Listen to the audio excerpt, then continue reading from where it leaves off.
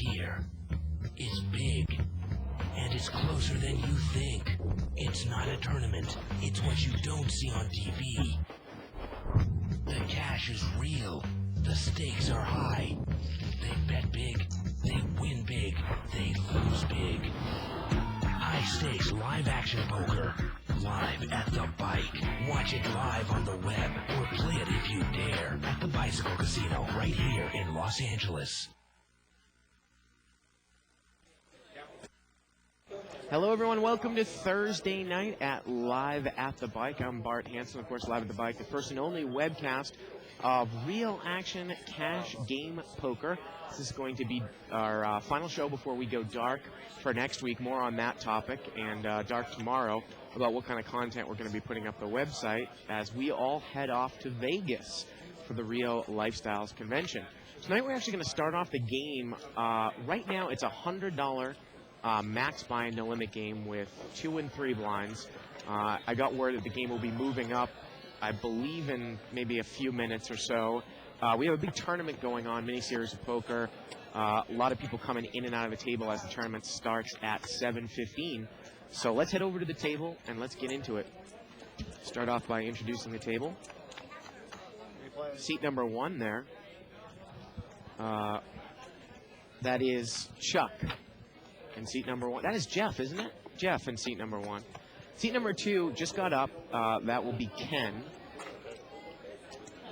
So seat 2 is, and seat number 3, there's Michael Davis. Sometimes you can see him post up on 2+2 as Michael Davis. Seat number 4, we've got Rafi, big-time split pot player. Just starting to play a little bit of no-limit cash games. Played with him all afternoon in the 5-10 game. Seat number 5, that's Joe. He's new to the show. Seat 6, that's Mike. Mike's been on the show a couple times. Seat number 7, we've got Moses. Looks like Moses is new to the show as well. Seat number 8 is George, also new to the show. And seat number 9 looks to be Jennifer Bankston.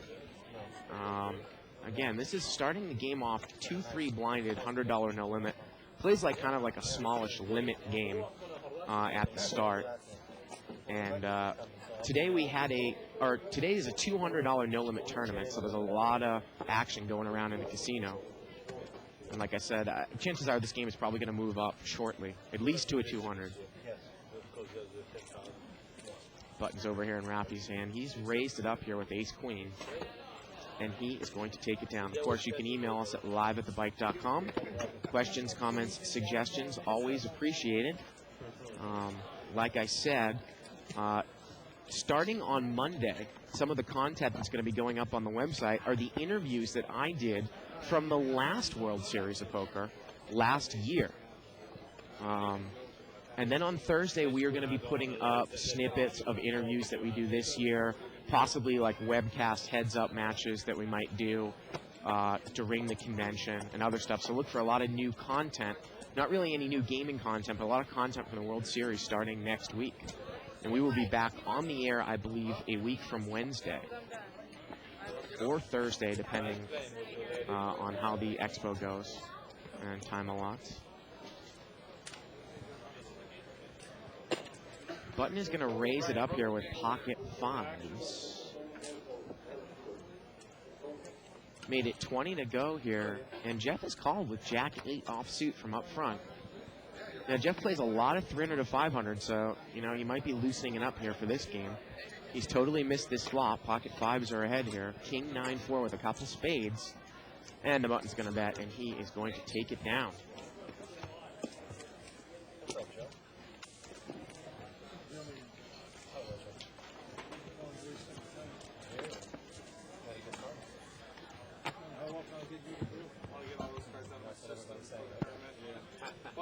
Button moves over here to seat number 6.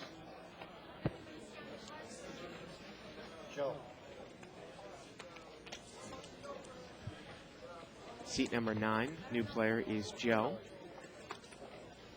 I want to get to a negative email here that was sent, and I will read it here in a second. Of course, we'd like to read the negative as well as the positive email. And this email was sent by Gene, looks like Charamonte. Pocket kings here for Jeff. Looks like he's raised it up to 10. And he's going to get a couple of callers here. So we're going to see four-way action. It's a $40 pot. Pocket nines for seat 5. Well, there's the ace magnet. We always talk about it. And seat 2 call with a weak ace. He's got ace 3. He's flopped the best hand. And Jeff checked his kings here, and it gets checked around. The turn is the third heart. It is the jack of hearts.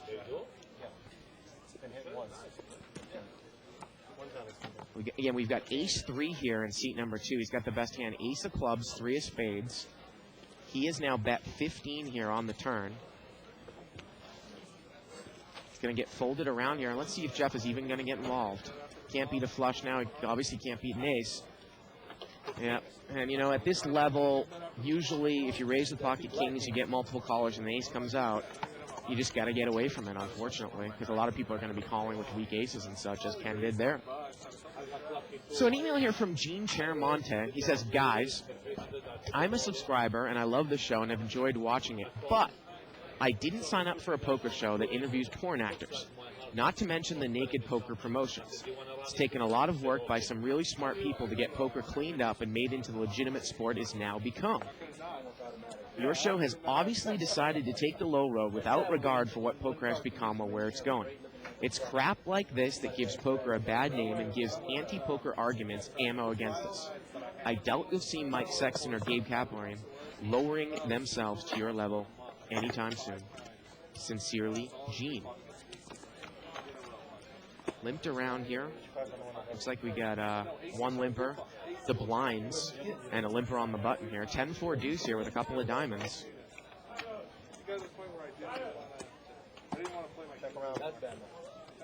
And it gets checked around here. The turn is a 9. And now George here out of seat 8 is going to bet here with ace high.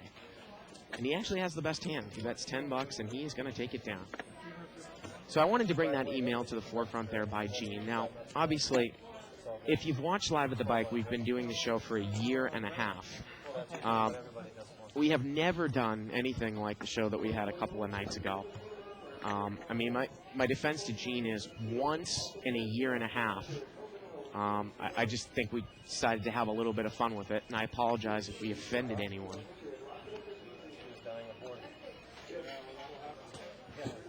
Again, yellow chips are $5 chips here. Blues are $1 chips.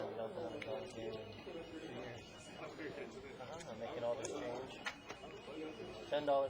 Got a limp in here by, actually a little raise here by Raffy. $10, 7-8 offsuit. Ace Queen is called here in seat 5.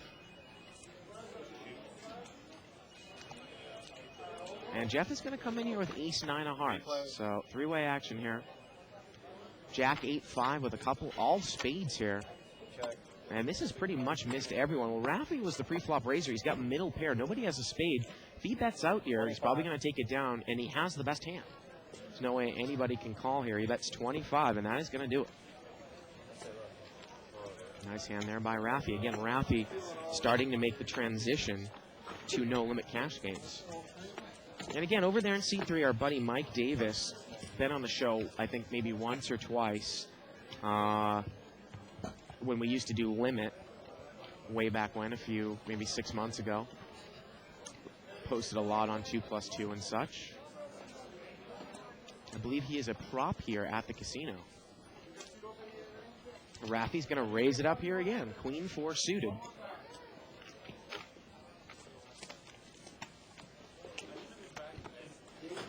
And actually, Raffy just limped there. Looks like he threw 3 yellows by mistake, but I believe he has just limped.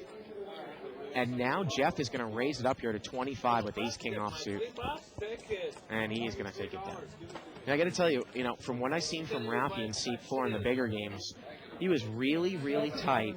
And again, it's human nature when you move down to a level, this is a very, very smallish game for some of these players. It wouldn't surprise me if they're playing some obviously non-premium hands that you wouldn't see them play in a bigger game.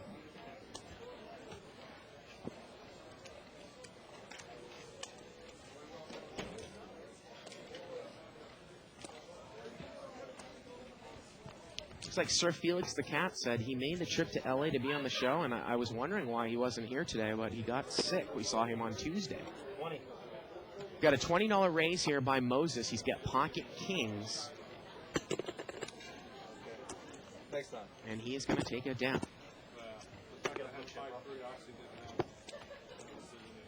Now, I wanted to address something here that Whalecock has said on the thread, because I knew it was going to come up.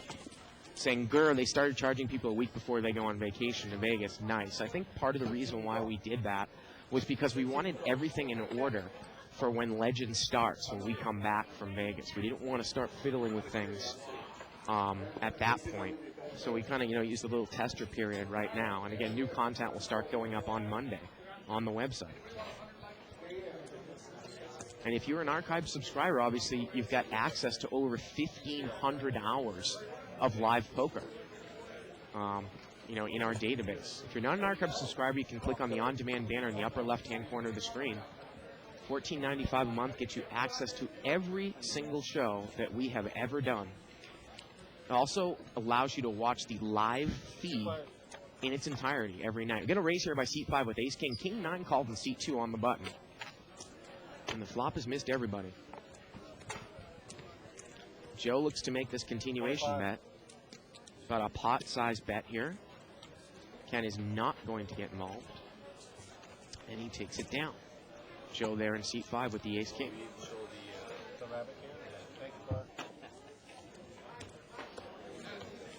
Tonight at 11 o'clock, this will be up on the website, so you can watch yourself. And reactions to that? Kevin Mass says, so both you and Chuck won't be playing in the main event unless some sort of miracle happens? Well, I'm probably going to allot money for 2 more mega satellites. I've actually already thrown about $4,500 at the main event. And, wine, I've come so close twice, but it just comes to a certain point where maybe I would go about it differently next year. Maybe I'll just buy in. But with the debacle that's happened to me this month in terms of tournaments, I would not imagine that I'm going to plop down $10,000 if I don't get in through a satellite. Tuck said he's going to be playing in some megas as well.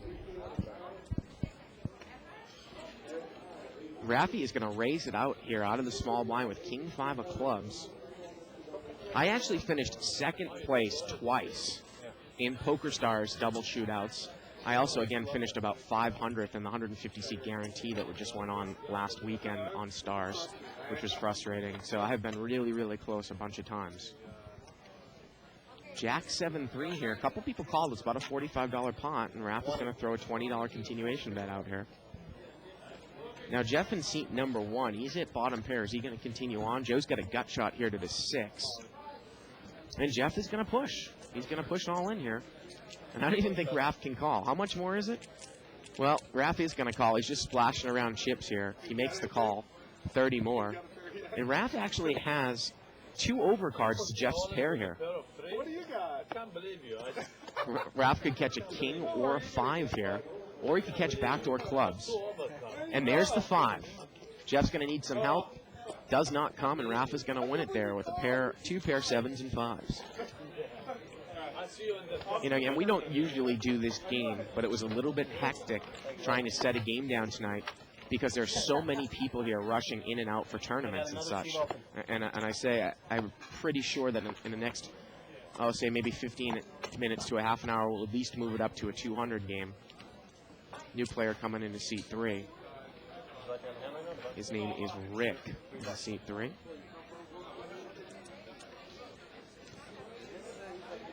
There he is, wearing the tie. And again, for anybody that, that plays at this level in a live casino, really the proper way to play this, I would say it's kind of like a 3-6 limit game.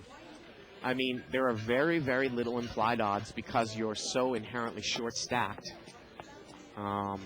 It is, in essence, short-stack poker. And I've always made the point that we haven't really seen a lot of people play proper short-stack poker on this show. Got a raise here out of C2 with 5 deuce offsuit. He's going to take down the blinds. So there were a lot of people that asked, after the World Series last year, where is all that content that we had from the Rio? Well, you're going to start to see it on Monday. And another special, got a, kind of a treat special word that starting in the next few days, or at least this weekend, you can check us out tomorrow morning. Check the special features page on Live at the Bike, and there's going to be a link to podcasted material that you can do through iTunes, and click on the link, liveatthebike.com. And if you do that, you'll automatically subscribe through iTunes to our podcast, and we will be posting up other material from the World Series through the podcast. So check us out throughout the entire World Series. And that is totally free. Kenny's going to raise it up here, looks like to 10, and we're going to see a re-raise here by Rick with Pocket Kings. Welcome to the game. He makes it 30 to go. But I wouldn't be surprised here if Ken just pushes. You know, you wonder when you're so short stacked here. And he's going to make the call. And I don't know what's going to happen here if he misses. So our heads up for about 70 bucks. 5 deuce deuce here. Nice flop for Kings. Ken checks. And it looks like Rick is going to bet out here.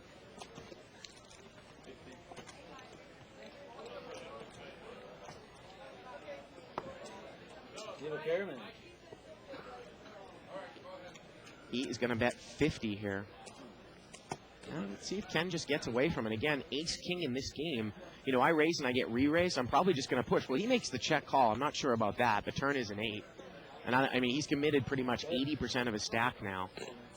Rick is going to push all in, and a call here by Ken. Ken's going to need to spike an ace, or Rick is going to pretty much double through here real quick. And the river is a deuce, and Rick is going to take it down there with the full house. And there it is. You know, it's funny, in this game, you start with about 33 times the big blind. And in that other casino, the problem I have with their 5-10 game over at Commerce is they have a 5-10 400 max game. It's not much better than this game. I mean, unless you really want to gamble with your first few buy-ins, it is definitely proper to play short stack poker if you want to play this game in the proper manner. No paint out there to scare you, huh? Nope. Not even an ace.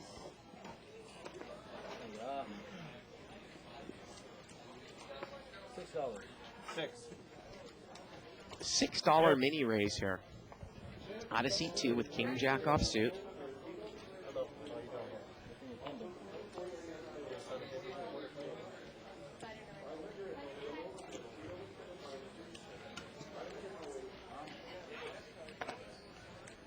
And seat number 5 here is going to call. Looks like he's got Jack 10. New player there in seat number 1. His name is Frank. And we've got three-way action. So it's about a $15 pot after the drop on the rake. 8-5 deuce here. Looks like everybody's missed. Now seat number 8 call with a little ace-4 offsuit out of position. He's got a wheel draw. Flop has totally missed everybody and gets checked around. The turn is a jack. And now Ken has the best hand, and Joey's dominated here. And look at this, Ken checks the jack. Well, Joe, of course, he's going to bet here. He's got top pair. He bets 15, and what is Ken going to do? Well, he's going to make the call. Wow, and the river's an ace, and that's probably going to be an action killer. It might go check, check. I got to tell you, you know, if the river is a deuce there and it gets checked to me, I'm Joe, I'm probably going to value bet a jack, just like a limit.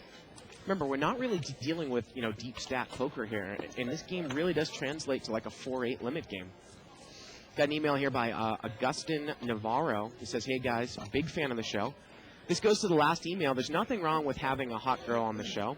That guy needs to settle down, drink a beer, and stop acting like a pussy. Thanks.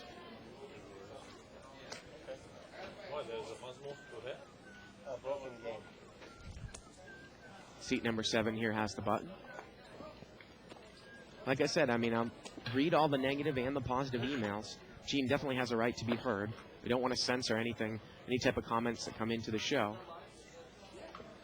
And again, you know, like I said, I mean, we've done like maybe one show like that out of a year and a half.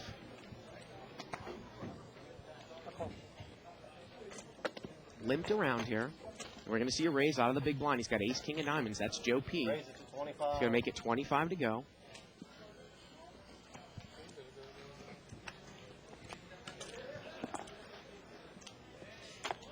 Is Joe going to get involved here with this easily dominated ace-5 of hearts? He does, and this is probably, you know, some of the biggest mistakes that you see at this level.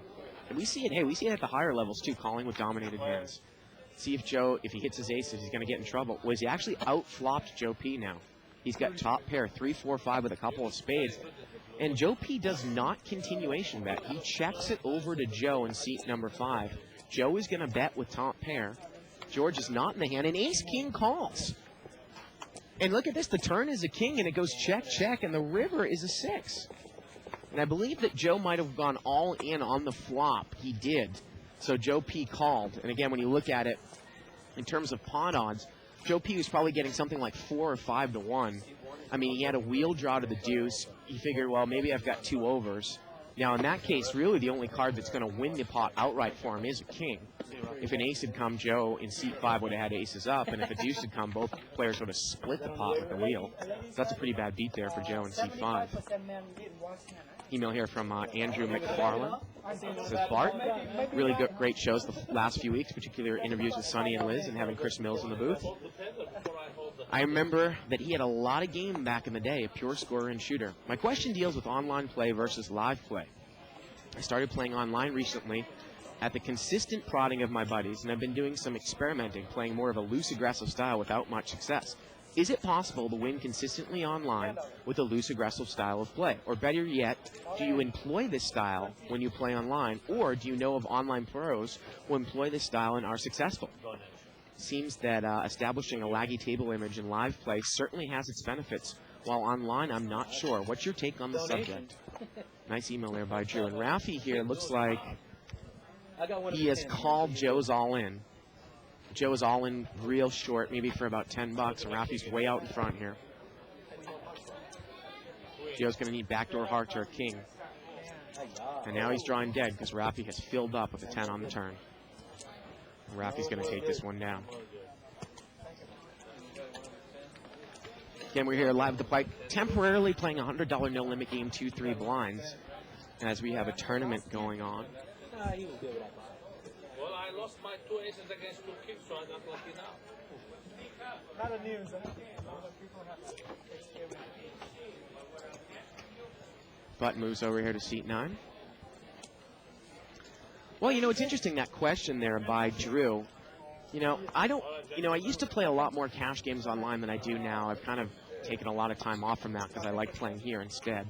I really do like playing live a lot better than online, but I had heard that in some of the biggest no-limit cash games, and someone can correct me if I'm wrong, that some of the most successful players, say at the 2,000 level and up, 10, 20, 25, 50, are really loose aggressive. You talk about, Prehlad Friedman, Mahatma, or I can never pronounce his handle. I mean, he really does incorporate a loose, aggressive style, if I'm correct. Now, someone can email me in and correct me if I'm wrong. Other people have also told me, remember when we had the gentleman Neon on 2+2, Nate, he said, a guy like Corporation Mike, if he started playing the biggest games online, he wouldn't even be in the top 3 of aggressive players at that table. So, when you definitely get a role for the big games and start to understand a lot of the concepts and fundamentals, I think you can incorporate a loose aggressive style. Now, at the lower levels, I'm not necessarily sure it's going to work all that well, especially in inherently short stacked games when normal online sites will only let you buy in for about 100 times the big blind. Pocket Queens over here for seat number 8. He's going to make it 13 to go now. Looks like seat number 3 here, Rick. He's going to call. Need to see his cards there. He's got King Queen, and that is definitely a trap hand in No Limit Hold'em. So here we go. Well, now Rick wasn't going to get into much trouble unless the case Queen came out, but he can easily get away from this. 6-5-5 on board. George is going to bet 15 here.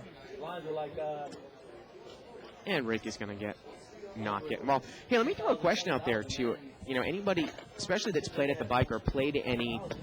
Now, I don't know. This is 2-3 no limit. It's a very restricted game. We always talk about hourly rate in this game. Is there anybody that's played in a game similar to this, where you start with about 33 times the big blind, and the restriction is maybe $150 or less? What would really be a good hourly in this game? I mean, I would imagine that, the casino is probably going to be the ultimate winner in this game, unless you are very, very good on the short stack. But I wonder if, some of the best players could beat this game at about $15, $20 an hour. I think when you move up to the 200 game, you can actually start making, you actually might even make a living at it. Meaning, like, you might be able to get that up to $20, $25 an hour. I got to tell you, in the 3 to 5 game, I've logged about 200 hours, and I look at my records, and I'm at about 65 an hour in that game. Well, these are guys in the blinds here playing it out. Jack 4-5. $7. Little bet here by George with middle pair takes it down. You know, a lot of people think that the standard for a 5-10 game, depending on the buy-in, a good hourly would be 50, 60 an hour. You know, I think if you play it extremely tight, that might be what your hourly, like you play it Kirk-esque, people who are familiar with the show, that might be an hourly in our 5-10 game. David and I, you know, we're lucky enough over about 600 or 700 hours to probably, I'm probably close to about double that, which I think is and I have enough hours in there where it's a fair number. Because I think you obviously give a little away by being a tight passive, talking about hourly rates and such. And that's why, and again, I want to open this up to a lot of interaction tonight, because we're playing a smallish type game. Got a $6 raise here by seat number 3 with King 10. Seat number 4 is called.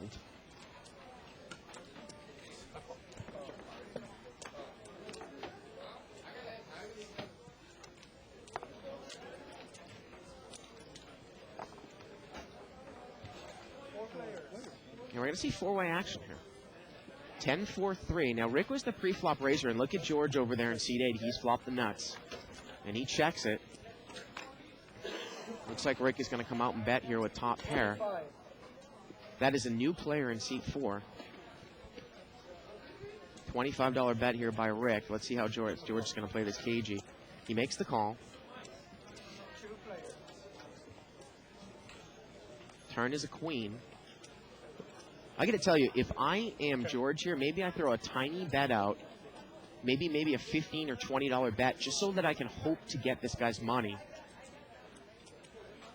Because Rick might check the turn here, but at this level, you know, you never know. And he's asking George how much he has left. You know, a guy he might call with the dry ace of hearts here. And George has set the trap, and it's going to work because Rick continues to push. Yeah, and $100 bet there. Rick is going to put George all in, and George flop the nuts, and this hand is over. George is going to double through. Inconsequential river card. And then it's a jack of diamonds. So the question I wanted to put out there, you know, if you said that a very, very good 5-10 no limit live player could make somewhere between 100 and 125 an hour playing that game live, what would I or what would a person with that hourly need to do? What games would they need to play online to be the equivalent of that? What I mean by that is, you know, could you play 6 tables of 400 no limit and make that hour? Would it be less than that? Would you have to move up to 600 no limit? Poker Tracker Big Bet, someone who is familiar with that. You know, is the 600 no limit game on Party, which is a 3-6 blinded game, can you beat that game at, say, 4 or 5 Poker Tracker Big Bets? And I do not know the answer to this. And if you could, you would be making about, let's say you were playing 3-6 online and you beat the game for about 5 Poker Tracker Big Bets an hour, so you made about 60 cents basically 60 cents per hand, $60 per 100 hands. You know, that there you could probably play, 2 tables at that rate and make the same amount per hour. I just don't know if that's an achievable rate on the long term. You know, if you're talking about playing 400 no limit, you'd be at 5 Poker Tracker Big Bets an hour. So 2-4, you're making about $40 per 100 hands. So maybe you play 3 400 tables and you make that in an hour.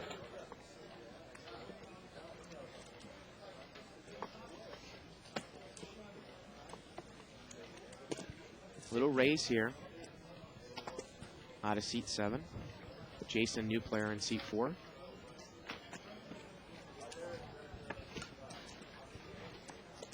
And seat 6 is going to call. We can't see what he has. He needs to show his cards. We know the pre-flop raiser, ace-jack there for Moses. He hits the ace.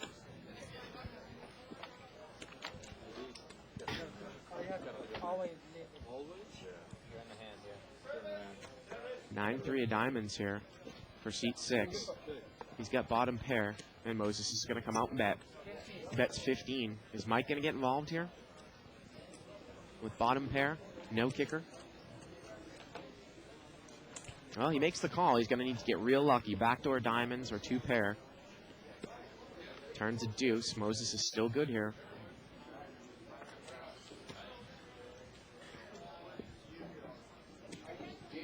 Moses is looking over at Mike's stack.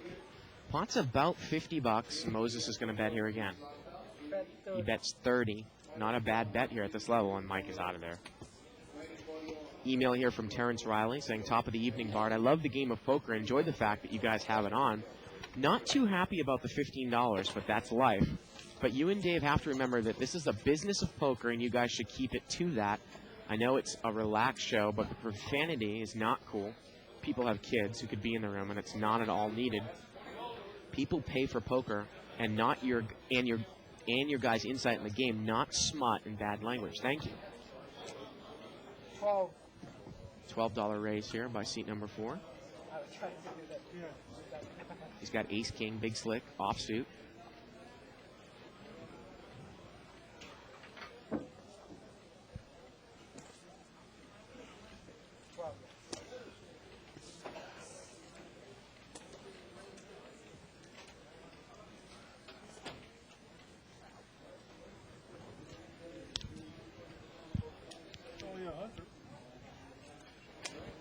And we're going to see, wow, 3 or 4 callers here. And this pot is going to be quickly $60 pre-flop. Jason here with ace-king. Now we've got 3 other aces in the hand. Chances are this is going to miss a lot of people. 10-5-7 with a couple of spades out there. And seat number 3 is going to push here with 10-6 offsuit.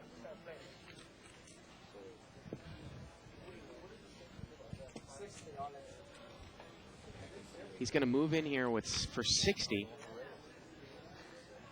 And it looks to be he's got the best hand here, and the other guys are going to fold. Ken has got a pair of 7s. He's not going to get involved, and Rick takes it down. Looks like Kev Mathis said that he is going to possibly post up a little list of recommended shows that we've had over the past year and a half for all of you that are subscribers to the archives. Again, in a couple minutes, we're going to be going to the subscription only. If you want to watch this show in its entirety live every night, click on the on-demand banner and subscribe. It gets you access to everything we have ever done. We're not going to be having any new gaming content up until next week from the Rio. And we're not going to be doing games until about maybe 2 weeks or so from today. So if you want your fix, sign up for the archives. And then we're going to be coming back with the Roar during Legends. Fold it around to the blinds here, and they're going to chop it up. And I will hopefully post a response to Kev Math tail end of this thread tonight. And, put my 2 cents into maybe, 4 or 5 episodes off the top of my head that I would think are a must-see.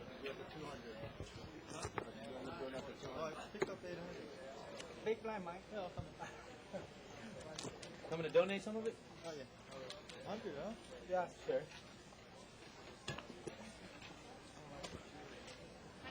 Hands behind.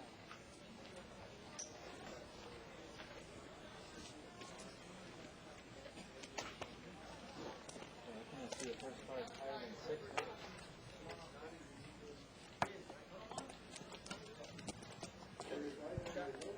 Button moves over here to seat 3, limp here. And we're going to see it 4 ways. Limped around. It's about a $10 pot. Queen 10-5 here with a couple of diamonds. We get a flush draw here for Frank. Jason's open-ended. Frank's going to bet here with the second nut flush draw. He bets 15.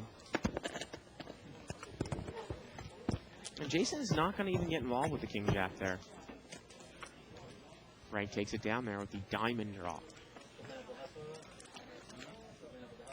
So again, if anyone is going to be in Vegas over the next couple of weeks, come and say hi to David and I. We're really hoping to play in the charity event. I haven't gotten word. We have been signed up. We've contacted Harris multiple times, our promotions person here at the bike, Kelly O'Hara. And I am assuming that we're going to be able to play, just like we played in the Invitational, but we just haven't gotten any word. It would be a big disappointment if they don't let us play. And again, I might, take the plead case, go there and say, well, can you at least let me into the charity event? From what happened to me earlier on, can you at least let me into that?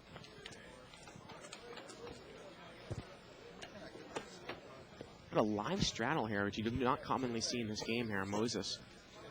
And he does not raise. Now, seat number 6 there, Andronic. He is called. 7-6-4 here. Well, I gotta tell you, if I'm in a straddle spot and I'm heads up with King Jack and the guy in the big blind just completes, I'm probably gonna raise that hand maybe 90% of the time. Turns a 4, goes check, check on the flop. Moses is now gonna bet $10. And he is gonna take it down there. Anybody's gonna be around at the Bellagio on Sunday. I talked about a little bit over on another thread that Live the Bike kind of doing like a private event, filming a party for a guy, kind of a WPT style. Basically, billionaire wanted to do, basically a poker party, where, he's going to have, 15 or 20 friends come in, and he wants a film final table, WPT style, just like you see on the Travel Channel. But he contacted WPT, and they're not necessarily equipped to do like a live show like that, and cut off a CD like the day of an event. So they contacted us, and we will be doing that. And I will be doing a play-by-play with Gabe Kaplan. And again, that's not necessarily, that's not going to be streamed to the public. It's just a private event. But we will be around at the Bellagio all this weekend. So if anybody's there, come by and say hi. You'll probably find me in the 5-10 game at the Bellagio on Saturday night, or maybe even the 10-20. Take a look, or the bar, as Ronnie says. Pocket kings here for seat number 1. He's going to raise it up. That's Frank, and he's not going to get any action here. Might be smooching with the slot machine girls of the night. Seen those slot machine girls of the night at the Bellagio? Man, some of those girls are pretty cute. I mean, you're talking about they're just sitting there, and they're not putting quarters in the machines. They're just sitting there. You wonder, like, what are you doing? Button moves over here to seat 6.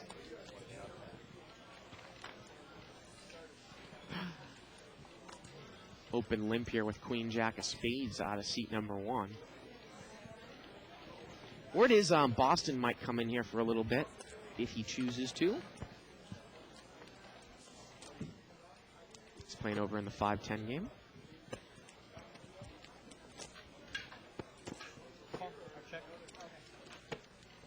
And we are going to see this 4 or 5 ways here.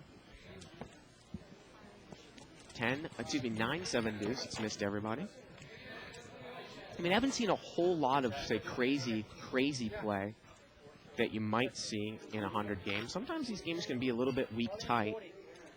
And it gets checked over to seat 6. He's going to move all in for 40. He's got the best hand here with bottom pair. Now, this is the game that I started off in No Limit when, No Limit first started getting spread in cash games. It really started with the 100 game, at least it was here. I mean, No Limit had gone on and off, since the 80s and the 90s. Mo used to tell me you used to play at Commerce in a 6-handed No Limit game. I remember a pot limit game at Hollywood Park that used to go. But when they first started placing No Limit cash games down, it was the 100, and then all of a sudden now it was the 200. Then we incorporated a 500 game here, and then actually the 3 to 5 came after that, and now we're doing games, obviously all the way up to 25-50. And the No Limit here at the bike really is getting bigger and bigger, and you got to hand it to Mo, the host of the game. He has taken this section at the bike from what was maybe a 500 game going starting at night to now, today, having 3 going by 4 o'clock in the afternoon. Seat number 4 here is raised up with King-Queen. He is not going to get a call. And again, the reason why I love this place, and I think it's the best place to play No Limit, is because at some of the other LA casinos, I don't like the restricted buy-in games of, say, a Hawaiian Gardens with a 5-10 No Limit, 500 max. Of course, I always complain about Commerce's 5-10, 400 max. Look at the difference. Look at the, say you want to buy in for anywhere between 100 big bet, 100 big blind, 100 times the big blind, and 150 times the big blind. Play it a little bit deep stacked. Well, you can't do that over at Commerce in the 5-10. And the next game up from that is 10-20. So you're talking about moving from a 400 max game to buying in for probably, you know, 2,000 to 3,000. There's nothing in between. Now, what Commerce says is, well, it's a $600 minimum. Well, okay, you go over and play 10-20 with $600.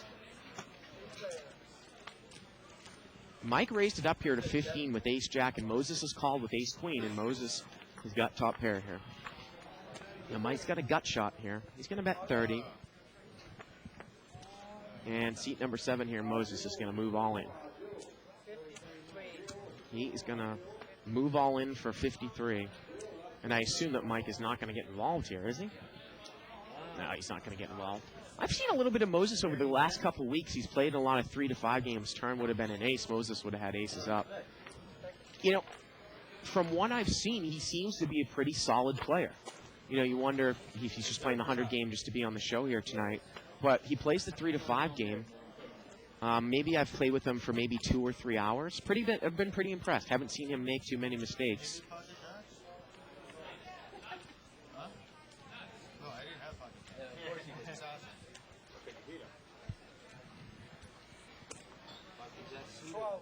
You can also look for David and I in the stud high-low event. I believe that we are going to be playing on Monday. Now, that's not that is if I do not go too crazy at a party I'm going to on Sunday night. Because we're going to probably finish our little event around 11 o'clock, go to the party, and the tournament starts at noontime. So we'll see how I am in the morning. But I got to tell you, that stud high-low event, that $1,000 stud high-low event, I think that is going to be filled with the most dead money out of any tournament in the entire World Series of Poker. And I'll tell you why here in a second. Jason has raised up here. Looks like maybe to 15 with ace-queen of hearts. He gets called in a couple of spots. And Jason's flopped overcards the nut flush draw, and he's going to drive forward with this hand. He's going to bet 40 here. Looks like Ken and Mike totally missed, and Jason is going to take it down. The reason why I think the stud high-low event is going to be filled with the most amount of dead money is because it basically is the cheapest buy-in at the World Series of Poker. And I think everybody thinks they know how to play 7-card stud. They've played it one time or not in their life, and they're going to say, you know what, I'm going to just take a shot in this tournament. Little do they know that 7-card stud high-low is obviously a much different game than just 7-card stud. Now, with that being said, you do only get 1,000 chips, and in tournament, 8 or better, you know, high hands have more value. But I got to tell you, there's going to be a load of dead money in that tournament. And hopefully David and I will get lucky enough where we can do something in one of those.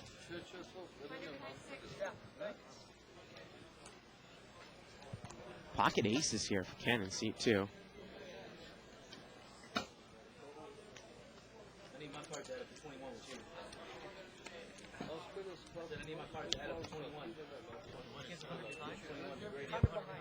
Wow, and we got pocket kings here for Mike. And Mike is brought in for a raise. And I think all the money might get in here.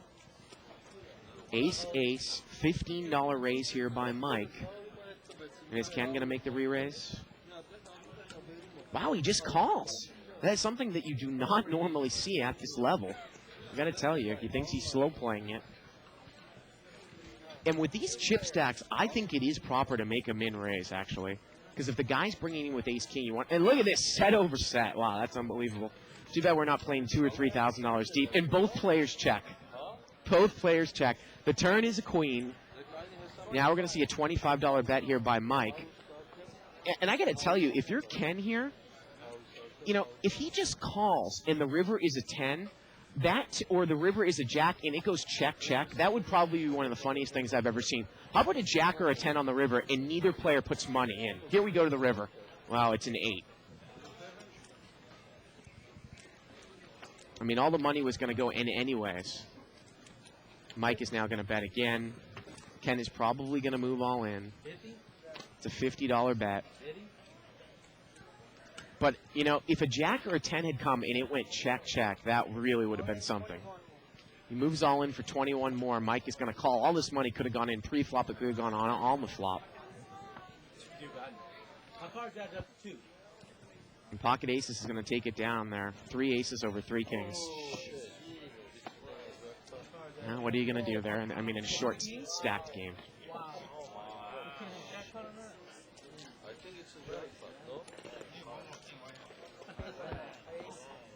One more king, huh? I need you to beat me. Jive Dadson says, hey Bart, when you're about to say not going to get involved, how about considering folds instead? Particularly when the guy has already put chips into the pot voluntarily on a previous round. Well, I will take that into consideration.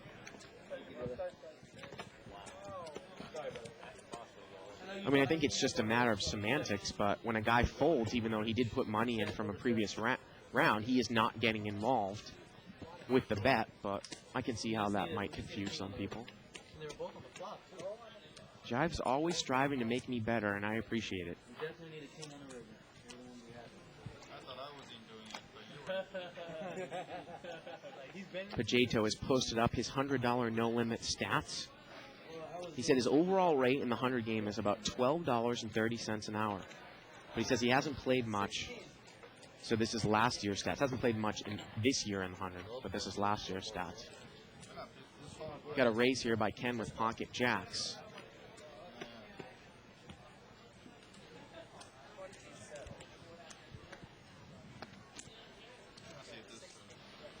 just in case. And a call here by Mike with ace rag. So we're heads up here for about a $22 pot. Mike is checked blind. Ken's got the overpair. It's a ragged board, 9-8 deuce with 2 spades. Wow, and Ken did not bet there. He didn't bet. The turn is a queen. I gotta tell you, I don't know why you would ever check jacks there on that flop in a short stack game like this. And we get a check raise all in with the dry ace of spades. And 2 pairs gonna take it down. It looked like Ken threw a little bit of a bet out, and I don't think that Mike had much left, so he basically check called all in with the nut flush draw. And Ken took it down there with 2 pair queens and jacks. Again, you can email me at live@thebike.com. Questions, comments, suggestions, always appreciated. Yeah.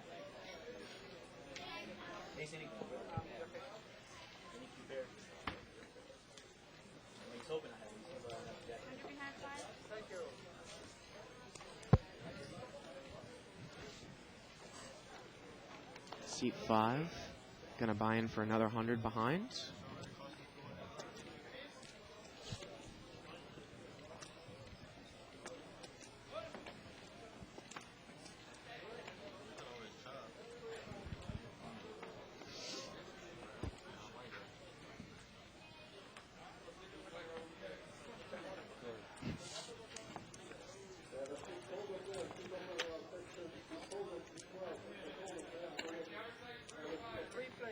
Three-way action here, limped around, 10-7-4 rainbow.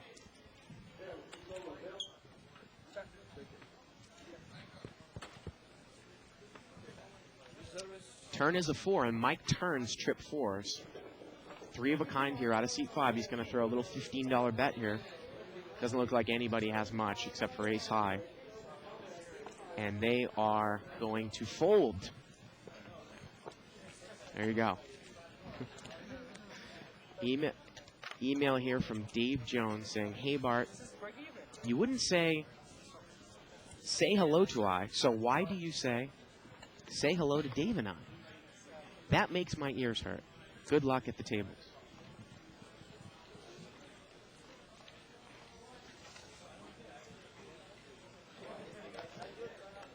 I do. I wish I had an English teacher like Jive Dadson when I was, in grammar school. Isaac saying her mother is an English teacher.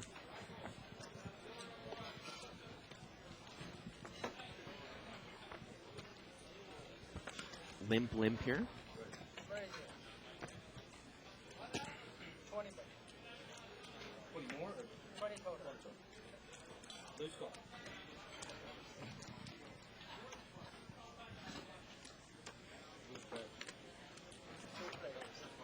Now we had a raise here. Was it out of the blind here by Moses, and Ken called with queen 6. And Moses has missed this flop, 9-7-6 with a couple of clubs.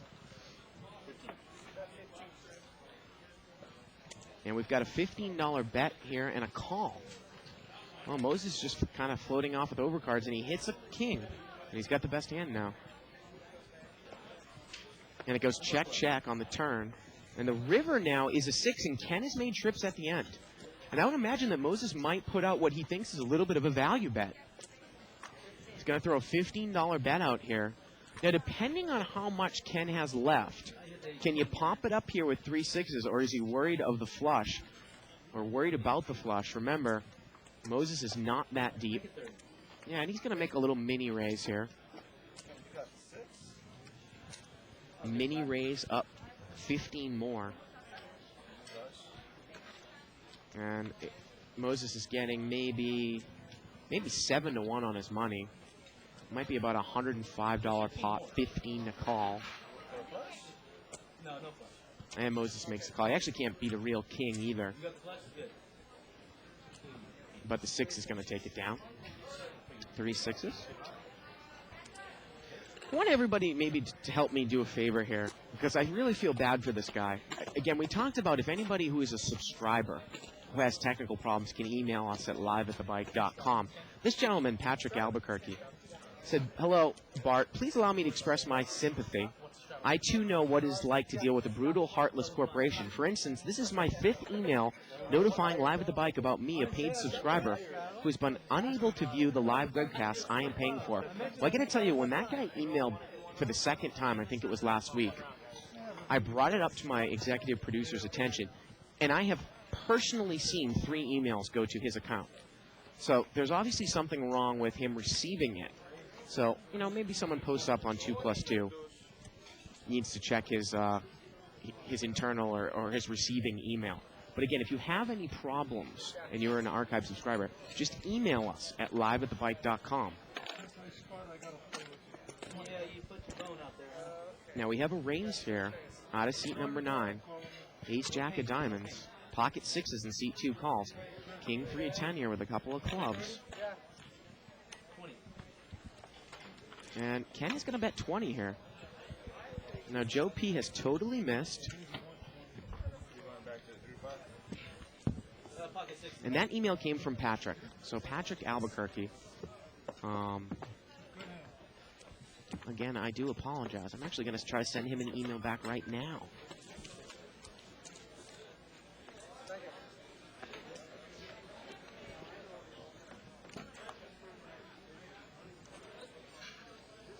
Email here from Steve Marzlowski talking about hourly rate. He says, I play at a local Indian casino that only has a 1-2 max $100 buy-in game.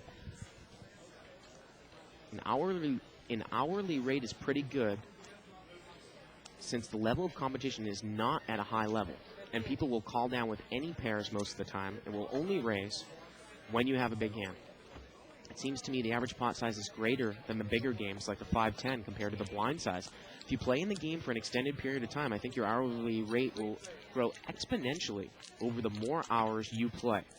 I have won over $1,500 in a 6-hour period in the 1-2. Instead of a rake, they collect $12 an hour from each player, which is a very high amount compared to the size of the game. Now we have a $25 bet here by Rick with King 10 of spades. He's got top pair. Nobody has any clubs here.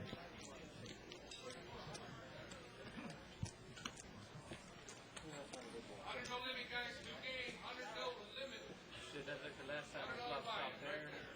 You flopped enough flush, something like that. You have a club, huh? Oh, I have a king. And he's going to take it down. I can't clubs. I jack 9. Email here from Ryan saying, hi guys, I was just wondering your opinions on how you think the live casino games will be affected if the law passes on online gambling. Do you think that people will flourish back to all the limit games, or will no limit continue to take over? Thanks guys, and I love the show. Well, I was always thinking, if a bill that were to pass actually was able to be enforced where people were scared to play online poker, would we see kind of a rush of, more customers coming in and play live? But I just think that, all those things happening just so far down the line. I mean, you're talking about actually the bill passing the Senate, having the president sign it, and actually, law enforcement agencies being able to enforce it, which I still can't believe, will ever happen, in the near future. I'm not exactly sure what the implications of that would be. You would assume that if people play online for a living, and then suddenly they couldn't play online for a living, that they would flock to the live casinos. Ace-Jack against Ace-Queen here. 10-Deuce-9. Turns a king, got checked around on the flop. And look at George. And look at Moses. George is playing with his chips, and Moses immediately grabs his chips like he's about to call. We always talk about that as a tell, and it gets checked around, and that little angular play there by Moses is going to work, and Ace-Queen is going to take it down.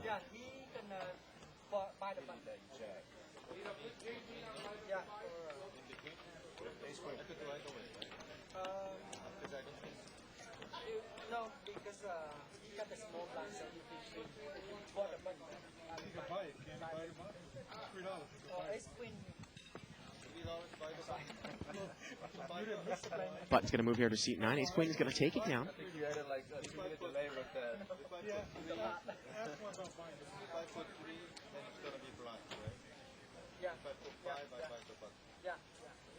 Email here from Bill Frick from Alabama. He says, Bart, poker is not a 4-letter word, and parents should control their own children, not become the poker cop or censor for Live at the Bike. By the way, nakedpoker.com is sweet. Thank you, Bill Frick. Button moves over here to seat 9. We're about an hour into the show, 2 hours left. Again, some exciting news. You can check out tomorrow morning under the heading on the left-hand side of the screen, special features.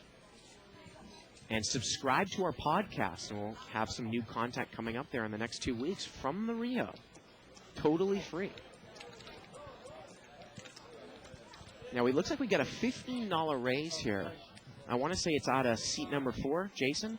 But actually about a $13 raise. The Blues play in this game, so pots can become a little bit peculiar in their size.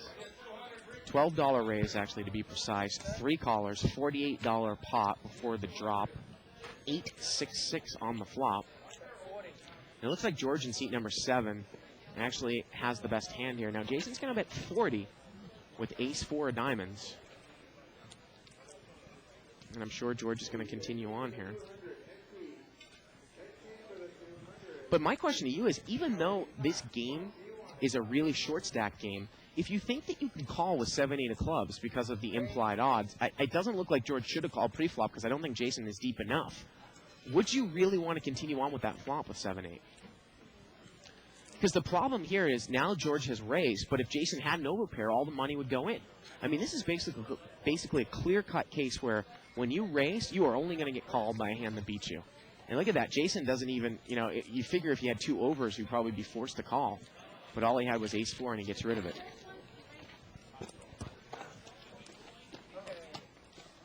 Chips, please. Sit 4.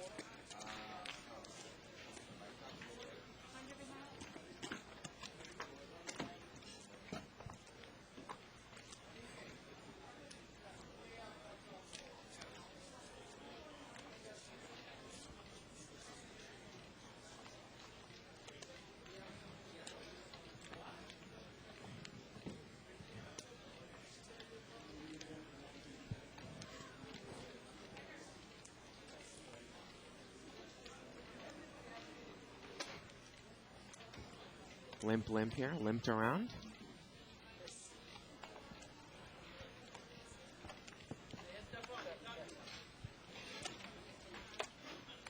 And we're going to see this, looks like 4 ways. Ace, Jack, 10 here on the flop. Well, Mike in seat 5 playing a weak ace. He's got the best hand. That looks to be, is that a new player there in seat 5? That is Will in seat 5. Will is going to bet 25 here with ace-4. And he is going to take it down. I wonder, I make an executive decision. I know Ray is out there on the table. Might these players want to up the blinds up there to 3 and 5? and turn this into a $200 game. Now, obviously, if one person objects, we're not going to be able to do it, but button moves over here to C3.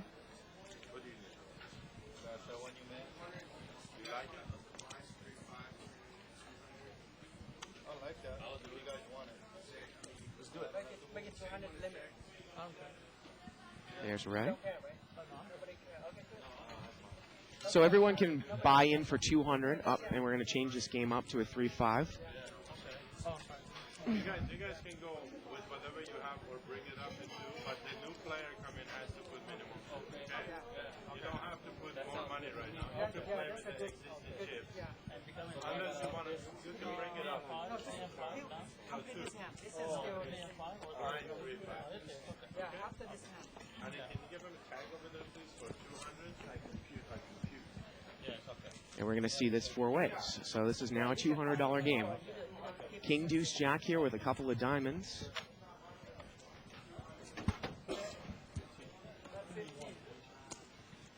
we're going to see a little bet here on the button by Rick. Just a little bluff bet. That's going to get it done.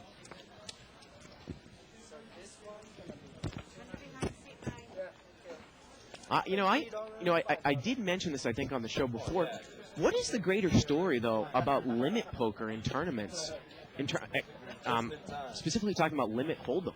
I was a little bit surprised that when I played the 3,000 Omaha split pot, high-low, that particular tournament drew more players than the 3,000 limit hold'em that was on the same day.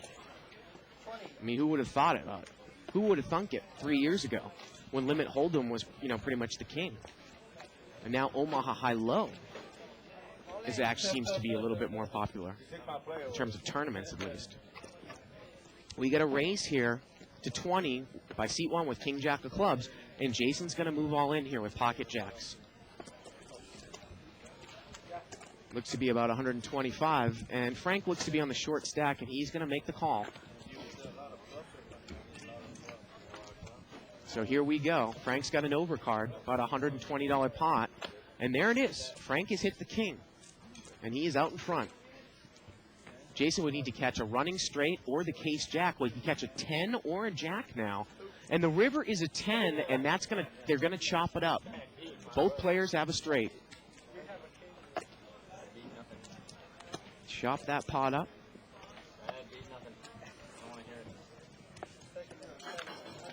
Again, you can email me at liveatthebike.com. Questions, comments, suggestions, always appreciated.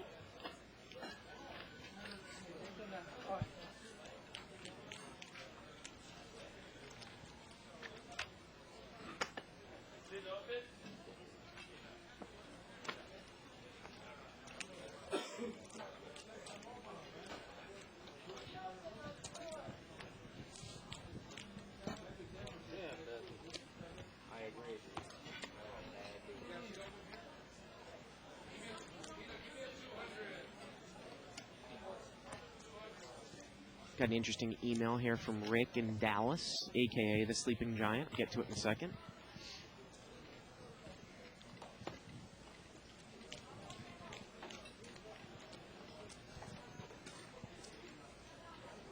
So we're playing 3-5 no limit with a $200 max buy-in now. They're going to chop the blinds up.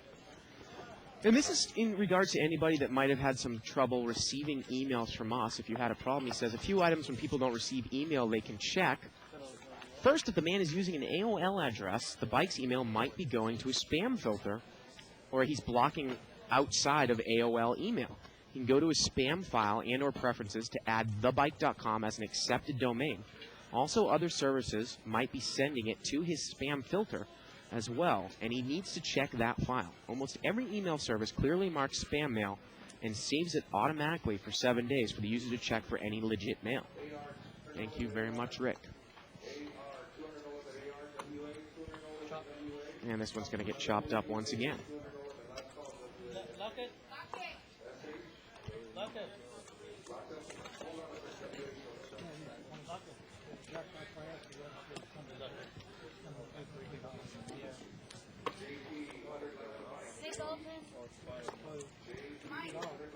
Button moves over here to seat number 8. sweet way to hit the jackpot. Gonna be a good way to hit the jackpot. Just going through one side.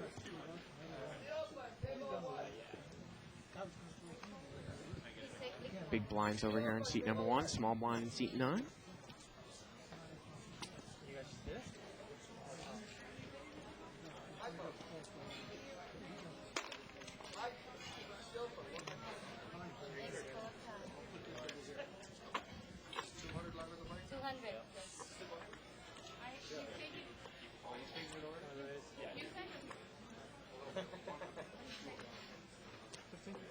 See a little $15 raise here on the button. You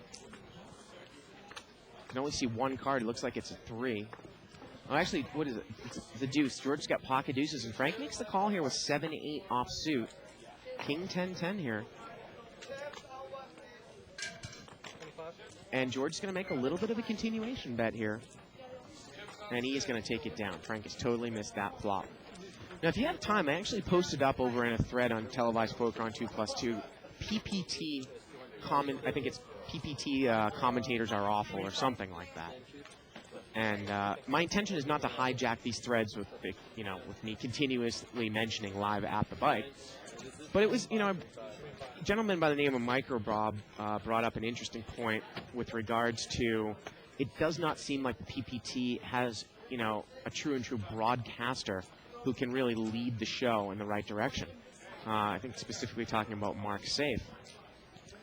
And, the point that I brought up was, would you rather see a play-by-play guy who actually has an in-depth knowledge of poker and would be able to, intelligently interact with the color guy and add energy and add the excitement that, the sport of poker deserves that we see in other sports like a basketball or in a baseball like a Vince Scully?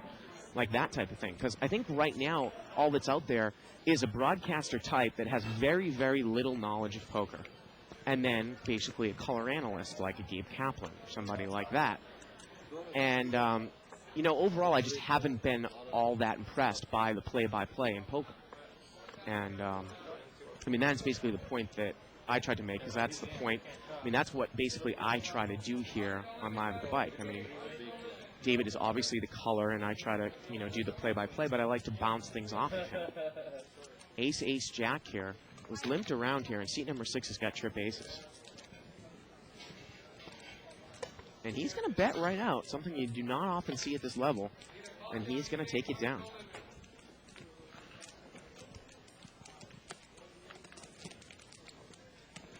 An AJ Benza type, I love the show High Stakes Poker, but I just get the sense that, obviously that's all done in post-production.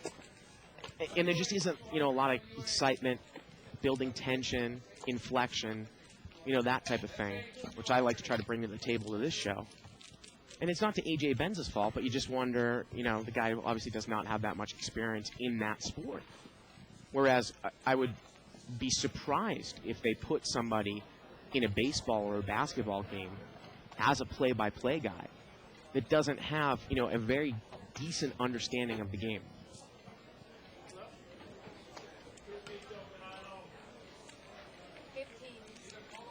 Got a $15 raise here by seat number 6 with King, Queen suited. And he is going to take it down here. Not a flop, kind of a tightish game right now. And basically, I'm really, really looking forward to Gabe Kaplan, because I'm really looking forward to what his reaction is to my style, or, his reaction to my style. Because I'm not sure if he's worked with a guy that, that has as much poker knowledge in terms of, the people he's worked with for play-by-play. It's going to be interesting to see how he also, is able to do color in a live environment, too, and not in post-production. So I'm really, really looking forward to working with him.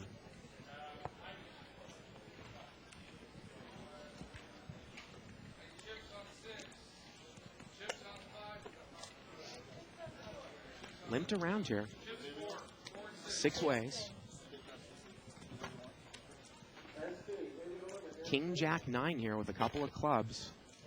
Moses has got a dryish flush draw over here in seat 7. He checks it.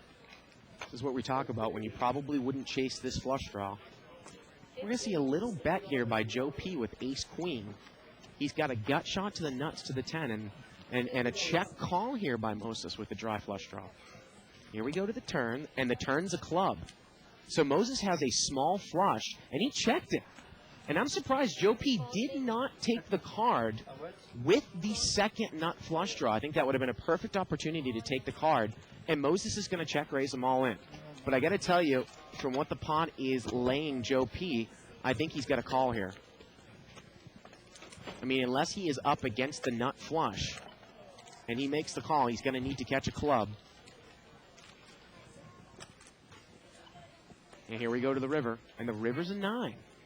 And Moses there is going to double through with 3-4 clubs.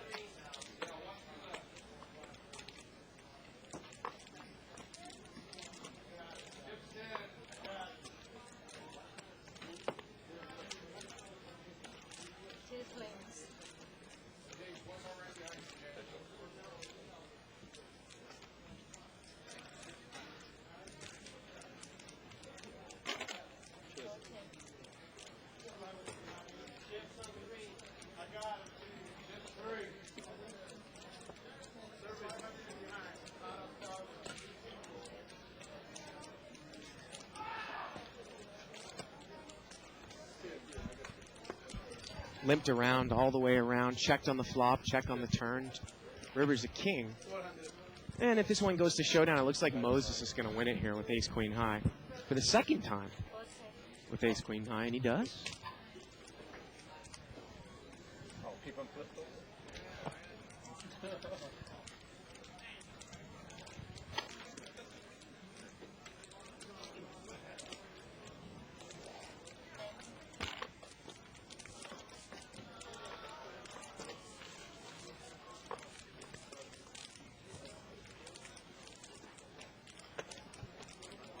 Interesting email here from Jeff Malway. He says, Bart, if the bike can spread a $40 no-limit game with 1-2 blinds, why not spread a $200 no-limit game with 1-2 blinds? People with smaller bankrolls should get to play deep stack poker too. Well, I got to tell you, Jeff, if I had it my way, that would be too. I just think the casino looks at it that it might not necessarily encourage enough action. They like to use that, that game with the $1 chips, and they don't want to have, small pot poker, which is what basically a small blinded, 1-2, 200 game would turn into. But I agree with you 100%. I'd love to see a game like that. Now, seat number 6 here, he's checked top 2 from up front, and Jason's going to bet with ace-4. It was limped around. $15 bet here by Jason. Let's see what Andronek is going to do. He just calls. So he's going to slow play top 2 here. It's a rainbow board. And the turn is an 8. He still plays top 2 now. And look at this. Jason takes the card. Check, check on the turn. And the river here is a 7. And I got to tell you, if you look at this hand, this should be a pretty easy laydown here for Jason. And the reason why I say that is because if I bet the flop here with ace-4 and the guy called me, do you really think he would bet out here with a 10? If he had jack-9, he got there. If he has a better ace than me, my ace doesn't even play here, obviously. The 10 plays, and it's a nice laydown there by Jason. If the guy called me with bottom pair, he has me beat. There is nothing that ace-4 can beat there when the guy bets the river. Would the guy really bet the river with the 10? especially at this level. And, you know, that's one of the things that I like about this game. Even though it's a small game, you can really look back at that hand and realize that ace-4 is nothing but a bluff catcher. If you go through the range of hands that the guy might have called you with on the flop. Nice lay down there by seat 4. Button moves over here to seat 6. New player here in seat number 1. That is Michael. And he's picked up ace-queen here. He's just going to check his option. And we got pocket aces over here in the big blind in seat 8.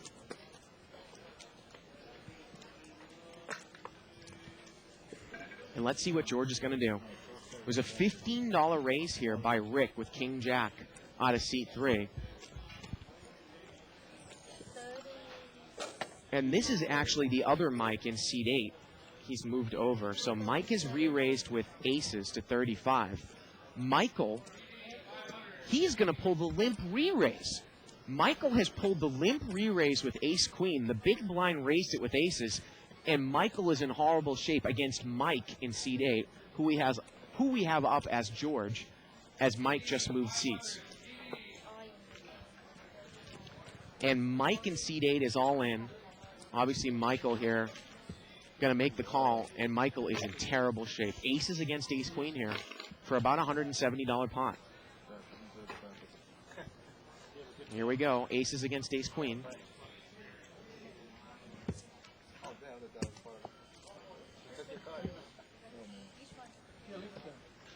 Ever since we did that shootout a couple of months ago, these dealers have been really good with flipping over the cards for us. You don't really have to do that in a cash game. 8-deuce-3 here on the flop. And that's going to do it here, folks. It is over. Mike is going to win it with the aces. Aces and 8s. And that's about $180 pot. So it's interesting that, you know, that Michael checked the option and then pulled the limp re-raise.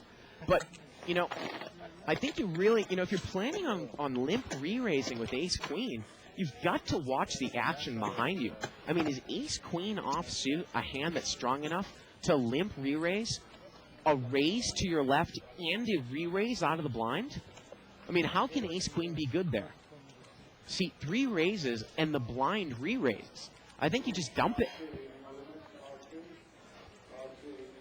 But sometimes people have it in their head that, you know what, I'm going to play this cagey, I'm going to limp re-raise with it. And obviously, you know, the new player there, Michael, didn't necessarily follow the rest of the action that happened behind him.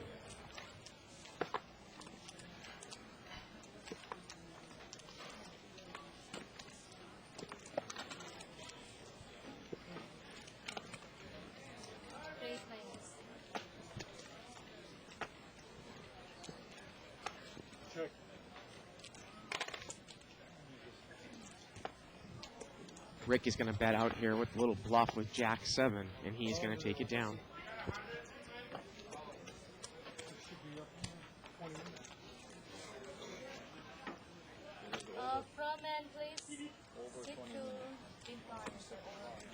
Yeah, seat 2 has been gone here for a while. They might pick him up. Just about 20 minutes.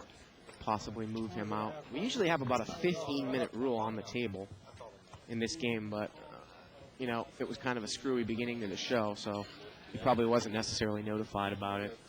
So let him hang in there for a little bit.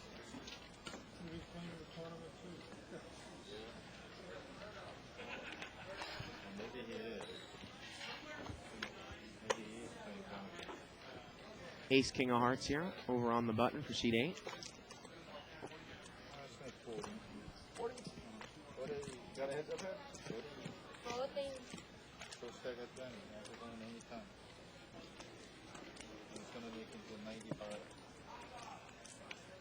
Button's going to raise here to 40 with ace, king of hearts.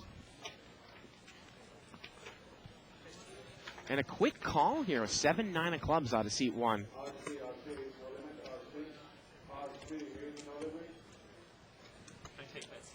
So we're going to see this hens up, 7-9 of clubs out of seat 1, and Mike with ace, king of hearts on the button. Here we go. King 8-5 here on the flop, and Mike is flop top pair.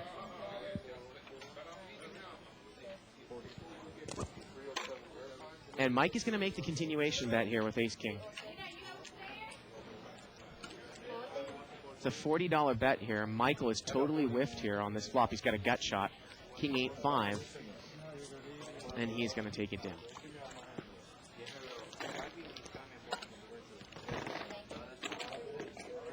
Geez, we're playing musical chairs here. Seat 5 is going to move over here to seat 2. Word is Boston's going to play over here to his blind, and he's going to come in here for a little bit tonight. So seat 5, who I believe was John, has now moved to seat number 2. And we're going to get a new player in seat 5. Michael in seat 1, John in seat 2, Rick in seat 3, Jason in seat 4, new player in seat 5, Andrenak in seat 6, Moses in 7, Mike in 8, and Joe P in seat 9. And Joe P is going to bring this one in for a raise on the button with ace-king suited. He makes it 25 to go. Does not look like seat 2 or seat 8 are going to get involved. And he takes it down.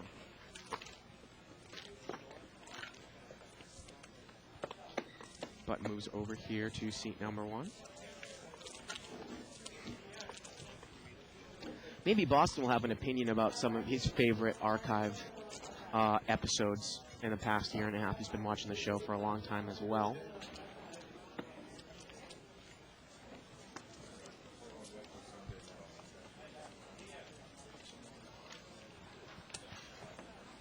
Button moves here to seat number 1. Cauliflower is on his way. And looks like it's get folded around here. We got a limp here by seat number 9. And just a little raise here by seat 1. Mr. Cauliflower, what's going on? Hey there, how's it going, Bart? Nice So we're going to do a $200. We're doing a 200 game that started off as a... Wait, you're a big guy, huh? I know, I'm You're huge. just about as big as Chris Mills, man. Yeah. From last night. Jeez. You got me picking my nose. Thanks a lot, man. No, Michael Ray's here with King 7, and Joe P is called with deuces.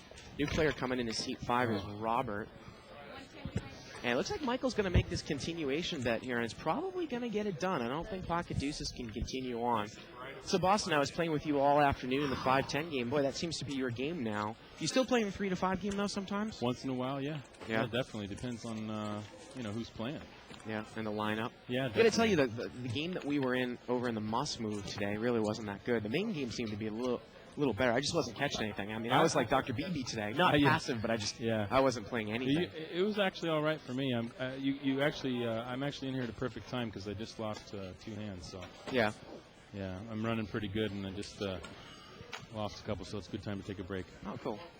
Well, I didn't want to, leave you stuck over there, but no, it was good because the game's it is pretty good tonight, but it's changed a little bit because the lineup's changed as the people went to play the tournament. I got to tell you, it's an interesting little situation. I'll get to it in a second here. As we got an open raise here, an early position with Ace King on a seat 6, Andrenak.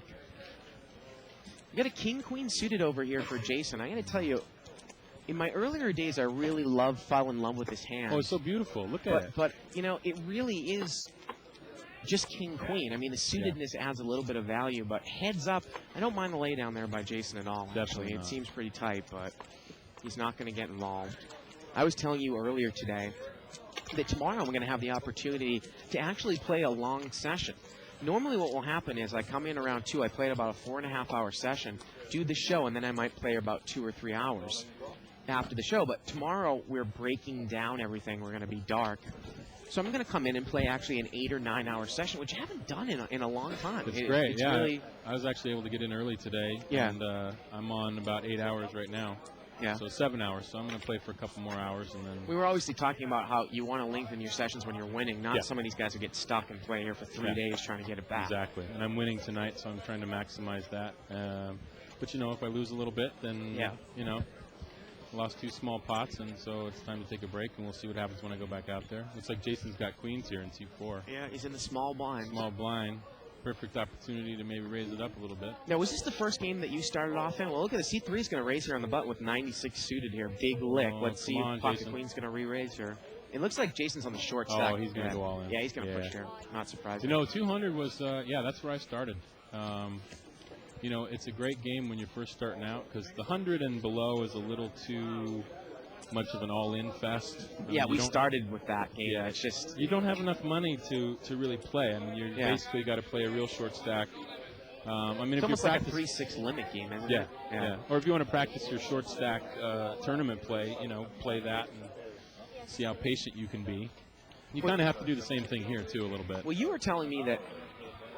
I got to be honest with you. When you were on the show 2 days ago, some of the things that you were doing, I was like, "What the hell is he doing?"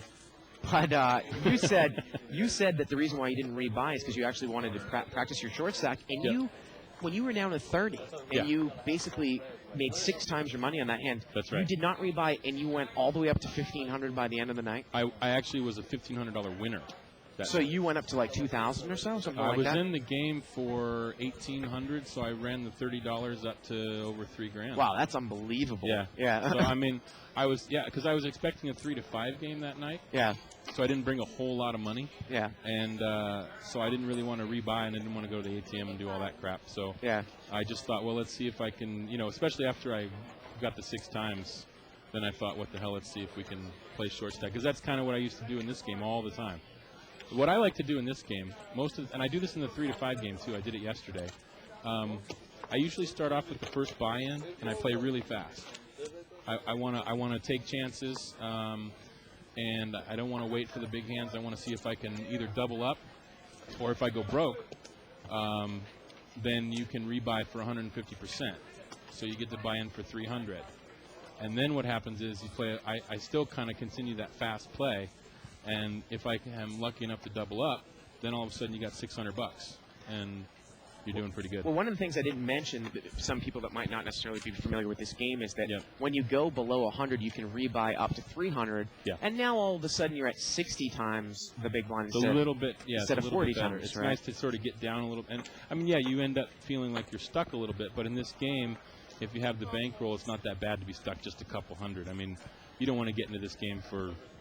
I mean, I've done it, unfortunately. But I mean, if you're having a bad night, you can get into this game for 1,000 or so. And then it's really hard to make your money back at that point. It looks like we've got a bunch of nothing. Yeah, Michael's just going to throw a little bet out here, just as a kind of a bluffish bet. Now, Andronak's going to check call here with Queen 10. And here we go to the turn. Comes on the turn. Oh, well, he picked up a gut shot. Yeah, let's see if he takes the card here. Maybe he hits like a miracle 9. And again, Michael's going to bet it out on the bluff. Yeah, playing in the style of I'm going to push a guy around here without a lot of chips doesn't necessarily always work that well. I don't know if it might work in this case. Well, does he have a king? He thinks he does, and he folds. There you go. So betting aggressively takes the pot. Picked up the gut shot, bet on the semi-bluff. Now, what I always also like about this game, and it actually happened to me, I think, maybe 3 or 4 weeks ago, I got really lucky. I do not play this game necessarily by choice. I'd rather play in the 500 game. You had to wait. But about 3 or 4 weeks ago on a certain day, I basically I started with 200, and all of a sudden I was at 900 because I had 4 people all in, and I had the nuts, like flop ace king. Nice. And there were a few people on the table that were deep stacked that I knew I would get their money. Right. So I actually decided to stay in this game. If you get deep stacked, and I mean, by the time the game plays out for 3 or 4 hours, and you get some of the people who've come in, lost their $400-600, and you get, I mean, we've played this game. One night I remember very specifically, we played all night, and it was playing much bigger than a 200 game, and we were playing at 8 a.m. I mean, it was a big game, and just small blinds with a lot of deep stacks. Right. It's definitely possible. Looks like tonight there's not a whole lot of money on the table. I don't know what your chip count is on the total, but well, we started this game off as a $100 game, so it's not surprising. Rick has brought this one in with pocket 7s, and King Jack may call Michael. He's a little loose. Well, action's over to Mike here with King 10 and seat 8.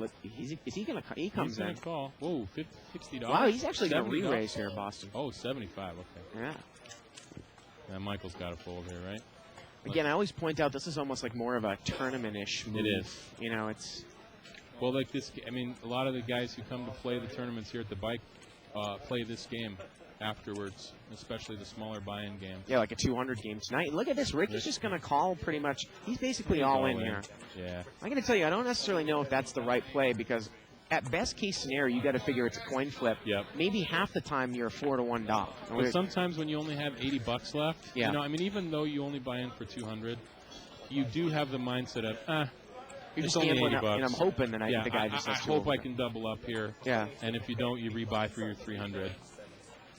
Let's see what happens on the flop here. Oh, he hits the king. Yeah, right in the door there. Nothing much Rick can do now except hope. 2 outer. Yeah, he basically needs a 7 here. Yep, that's tough. Probably already getting his cash out of his wallet. Oh, 2 pair. Rick still needs a 7. Doesn't really change much. Booyah. Nope. So, and it looks like Rick is going to rebuy. Now, obviously, once you get up to 300, you're not going to be that loose with that type of play. I mean, let's see. Now, see, a lot of times guys won't do that, though. Either they don't know or they don't feel like risking that much money. So they'll short buy for 100 and then buy in for 2. But whenever I went broke in this game, I just thought it was, get the most chips that you can get in this game. Yeah. And that's why, I like to play fast when I started, and then you get some chips, and then you can kind of bully the table a little bit. The interesting thing about this game is when you're the big stack, you end up playing a lot of all-in pots because you're the big stack, and a lot of guys know they can double through you, and so that can happen. Well, pocket 8s here for Rick. He's going to rebuy. We don't know if he's behind 200 or 300. And you're right, see, just 200. Ace queen on the button here. Let's see if Moses is going to call. He's going to come in. Now, I've seen Moses around here recently. Have you played with him before? Because I was saying he seemed to me to be a pretty solid player. I've only played with him a couple of times. You know what? The 200. I haven't played the 200 for a couple months, so there's a lot of new faces. Mm-hmm. Well, he's been in the 3 to 5 a little bit too. Yeah. Well, Ace Jack 4. Moses has got the ace. You're going to slow play and let the. Oh, he's on the button, so Rick's going to come out and bet it. Actually, this is seat number 1. Seat number 1 is going to bet bottom pair here with 4-6. I didn't see that. Yeah. Oh, I see. 4-6. No. And that is Michael. You can just throw that. Can I give Ronnie shit now? Yeah, throw that tic tac. Like Ronnie. Dave does, hit him in the back of the head with a pencil.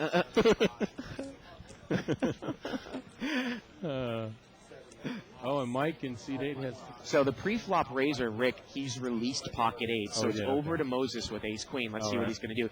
He's trying to figure out if he's going to raise here because it looks like seat number 1 doesn't have much left here. No, he's going to put them all in. That's what I would do. Probably with these stack sizes. I mean, the problem, though, is if you actually look at it and you're against a kind of a good player, I don't know if you ever make this lay down with ace queen, you can't beat ace king and you can't beat ace jack, right? But he's only got another $60. Yeah. He actually folded, and Michael in C1 folded for the rest of his money. Yeah, he did. He folded. Sort of a mistake at that point. Look at that. He only has. Well, he decided he was going to rebuy. See, he's pulling out $100. Yeah. River would have been a 6. He would have made 2 pair. Oh, man. But I always try to incorporate a deeper stacked game. Remember, if you call a raise with ace queen, and a guy comes out and bets into the pre-flop raiser, and the board is ace jack 4 rainbow, there isn't a whole lot that you beat right now when a guy bets into a pre-flop raiser. No. Because you can't beat ace king and you can't beat ace jack either, right? Right. Unless you think that's the type of guy that's going to bet into the pre-flop raiser with ace 10 and even call a raise with ace 10, right? Right. Now, there was something I wanted to ask you because I know that you're an archived subscriber. Definitely. And you've watched a lot of the shows. Yes, I have. Kev Math, the guy who starts the thread on 2+2, is going to... He's kind of starting a list of some interesting episodes that people can watch when we're dark over the next 2 weeks. So do you have anything off of the top of your head that you really found out? Oh, man. There's some great ones. I had started in my boredom time. I have a real job as well. Yeah. And in my boredom time at work, I sort of was archiving the archives. I was watching the big games because as I was moving up, I wanted to watch the 500 and 1,000 games. And so I had started from back when you guys started. And there's some, I mean, it's really fun. I don't have any specific dates. I could actually probably hook Kev Math up with some dates on some of the shows. There's some really funny stuff. The Raymer episode's pretty good. That's one of the very early ones. It's fun to go back and watch Corporation Mike when he when he was horrible, right? When he didn't have the confidence. I mean, you see the body language has changed. Yeah. I mean, his game has changed. When Barry's first on the show, you guys don't even really know who he is. Mm-hmm. And the game kind of evolved into what it is now. Obviously, there's the 400-800 game with Ted Forrest and Chad Brown and all those guys. Look at this. Gotta get the game. Look at this, Boston. What do we got? Mike tried to bluff at this pot at the end with a king high. Yeah. And the guy called him and he said, good call. Michael called with jack high. and Mike takes down the pot over the C8. Wow. Isn't that unbelievable? He thought ace 9. He thought his jack was going to be a good kicker. I guess so. So He maybe called him thought with the guy jack was on high. Straight draw, and there's a flush out there on the Yeah, river? that's. Wow. I mean, obviously, someone's probably not going to bet a flush there with a double paired board. But Michael's kind of like C1. He likes to bleed his money off. I guess. well, that's one of those cases where if you think a guy is bluffing because of the action, like you said, you might not think that Michael would ever bet a flush there because of the double paired board. Yeah. The problem with your jack high, though, is that your jack high might not be able to beat a bluff. You should either check raise if you think he's bluffing the river, or bet the river as a bluff. Because we always talk about you can accidentally lose to a bluff because you might have a low pair or something like that. That's crazy. It's really crazy. I think it's the December 22nd episode as well. Is the one with Phil Locke and Bobby Blonde and the Grinder. That's a really great show. I think it's the 22nd. It's like one of the last ones before the Christmas break. Was the one with the Grinder with Phil Locke as well? I thought it was. I can't. Maybe I'm wrong. I don't think it was off the top of my head. I think the Grinder was this year, right? Yeah. Phil Locke was with Bobby Blonde. Phil Locke was with Bobby Blonde. Yeah. Oh yeah, that's right. Yeah. And then of course. Raise here by Moses. Yes. Andrew How do you say it? Andrenak. That's what I'm guessing. Moses raised it pre-flop. Let's see how Andrenak's going to play it. Well, look at this. He's going to bet right into it. That's what I would do. Well, actually, the funny thing is, we always say it might be proper on the short stack to actually play it KG as a check raise. Because if the guy only has high cards, he may make the continuation bet for you. I'm a sucker for making the continuation bet. I pretty much always do it. It's definitely the right play when you're in a deep stack game to build the pot up. But again, it's a little bit opposite of what we usually say because, sometimes you actually want to check raise call or check raise all in. Yeah. Something like that. I'm trying to think of some of the other. There was a really interesting episode. It was at 300 to 500, no limit game for those of you out there. And again, I'm not going to be able to peel the dates off the top of my head. Yeah, I know. I can't remember them but either. Jesus had one of his Mexican poker buddies in the game, and I can't remember the guy's name. And Jesus just went on an unbelievable run, like a $3,000 run. That was only a couple weeks ago, wasn't it? No, and he broke that guy Ice, who we haven't seen around for a while. Ephraim was on the show, and he broke Ice. I don't even know if you've seen that episode. No, I haven't. It was one of the most unbelievable episodes. I did it with Shirley. It was just a simple Tuesday night game. Yeah. And he took this guy Ice down. Ice started to show off like $2,800 and ended up losing it all. And Jesus went on an incredible run. Can't see. Raise here by Queen Rick. 10. Queen 10 of spades. I have the blind here. Well, he didn't hit anything. Let's see if he makes a continuation bet. Boy, I really see this at the lower levels here, raising with two face cards out of the blind. It's just a really tough spot to be in, isn't it? Yeah, because then you don't know what do you do? Well, what if you hit your queen or your 10? You don't know. I mean, if people, especially when they've called you, I mean, that's usually a check and a fold and this guy, he thinks he has the best hand possibly, but he's going to lay it down. Now, one of the other things, I will often go back and watch, I believe it was the December 16th episode, it was a Friday, when Barry Woods played that incredible hand with pocket jacks against Ken and James. And I just actually watched the hand last night, about 2 hours and 40 minutes into the show. I believe it was December 16th. Unbelievable. I don't even want to ruin it for anybody that doesn't know. I mean, there's some great resolution. I mean, there's some. Oh, there's that original way back when. There's another one. I have to give Kev Math some hookup. Are you on here. 2+2? Can you PM him? No, I haven't signed up, but I could just PM him and give him some info on this stuff. Send him the Excel sheet that I started. Oh yeah. Because there's that one hand, the set over set over set. Yeah. And you got the first one that happened on the show. Yeah. That was like maybe February of last year. It was way early. First and only time actually that's ever happened. And it was and the best set laid it down. Yeah, laid it down on the turn. Because he thought it was a straight. Yeah. Let's see what else. Let's see. Oh, we got a raise here. Raise and a re-raise. Re-raise here by Mike with aces. King, queen. Someone's got aces. Yeah. Let's see. 1, 2, 3, 4. Yeah. I know it's a little bit. Yeah.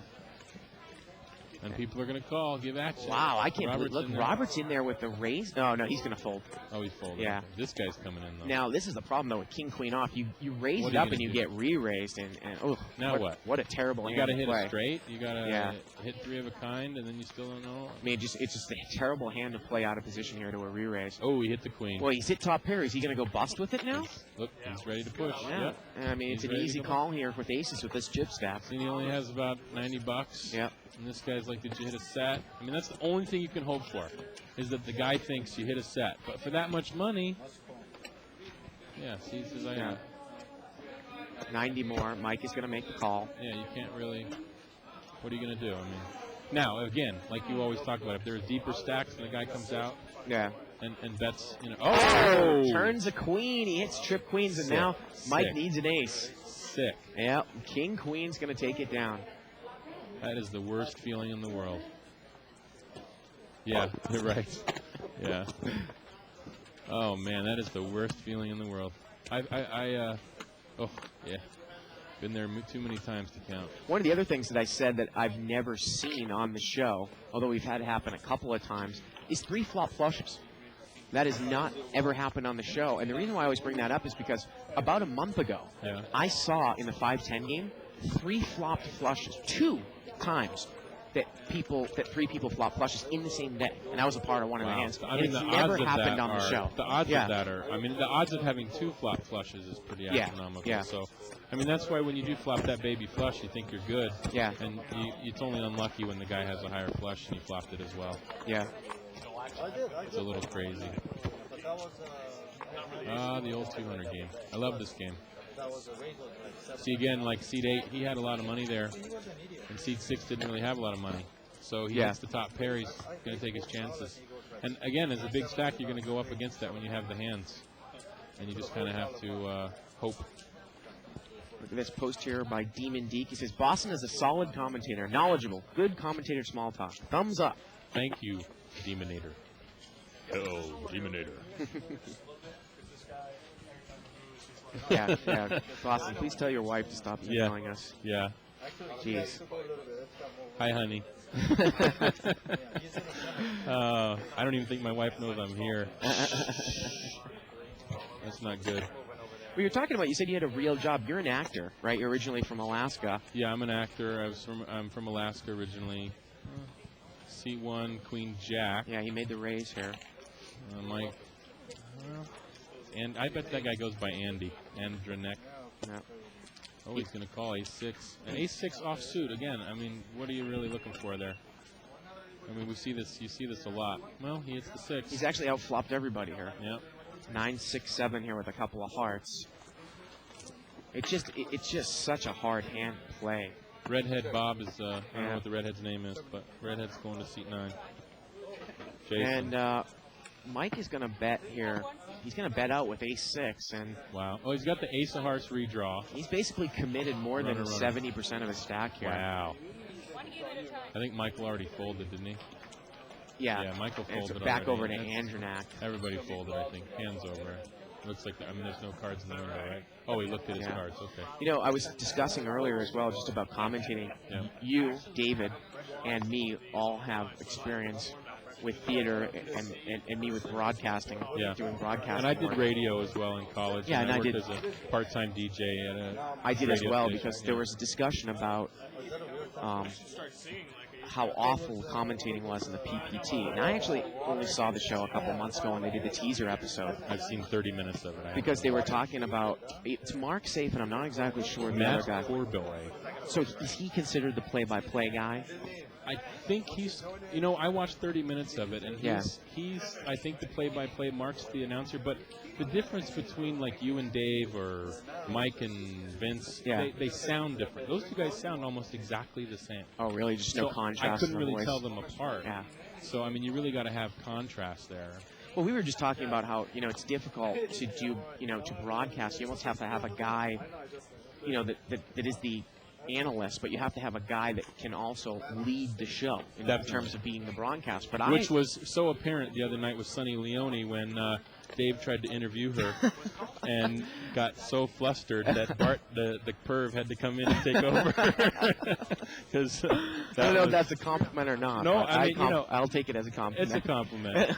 Poor Dave. I felt so sorry for him. He didn't know what to do. He was just like, do you like to have sex with women? Well, hopefully we're actually going to get another Jack in here and during Legends have all three of us, three people, Dave and I and a guest in here. That would be great. Yeah, because especially, I mean, you're a great commentator. I mean, technically, I mean, the timbre of your voice is easy to listen to. I mean, you say some stupid shit once in a while, but most of the time. And Dave is great too. I mean, you guys really. I mean, especially if you go back through the archives and you look at all that, and you see the commentating sort of develop over time. Well, that was one of the other things, and I'll get to it in a second here. We got a race here out of seat number 5. Early position limp with pocket 8s. And $25 race, so we're going to see this 5 ways. So we're going to see a $125 pot here. Robert with the raise in the cutoff with Queen 10 of spades. Oh, 3-4 is the other hand. Yeah, Queen 10 is hit. He's hit top pair, so he's got the best hand here. Now, I don't mind this bet here by Rick with 8s. I got to tell you, if I'm in a deeper game, I might come out and bet here. It's a little bit interesting. He only won over. Yeah. He's going to bet 50. Now, the problem here is it looks like he's got about 150 left. If you get called or raised here, what is he going to do now on the next street? See Robert makes the call. He just calls. Yeah.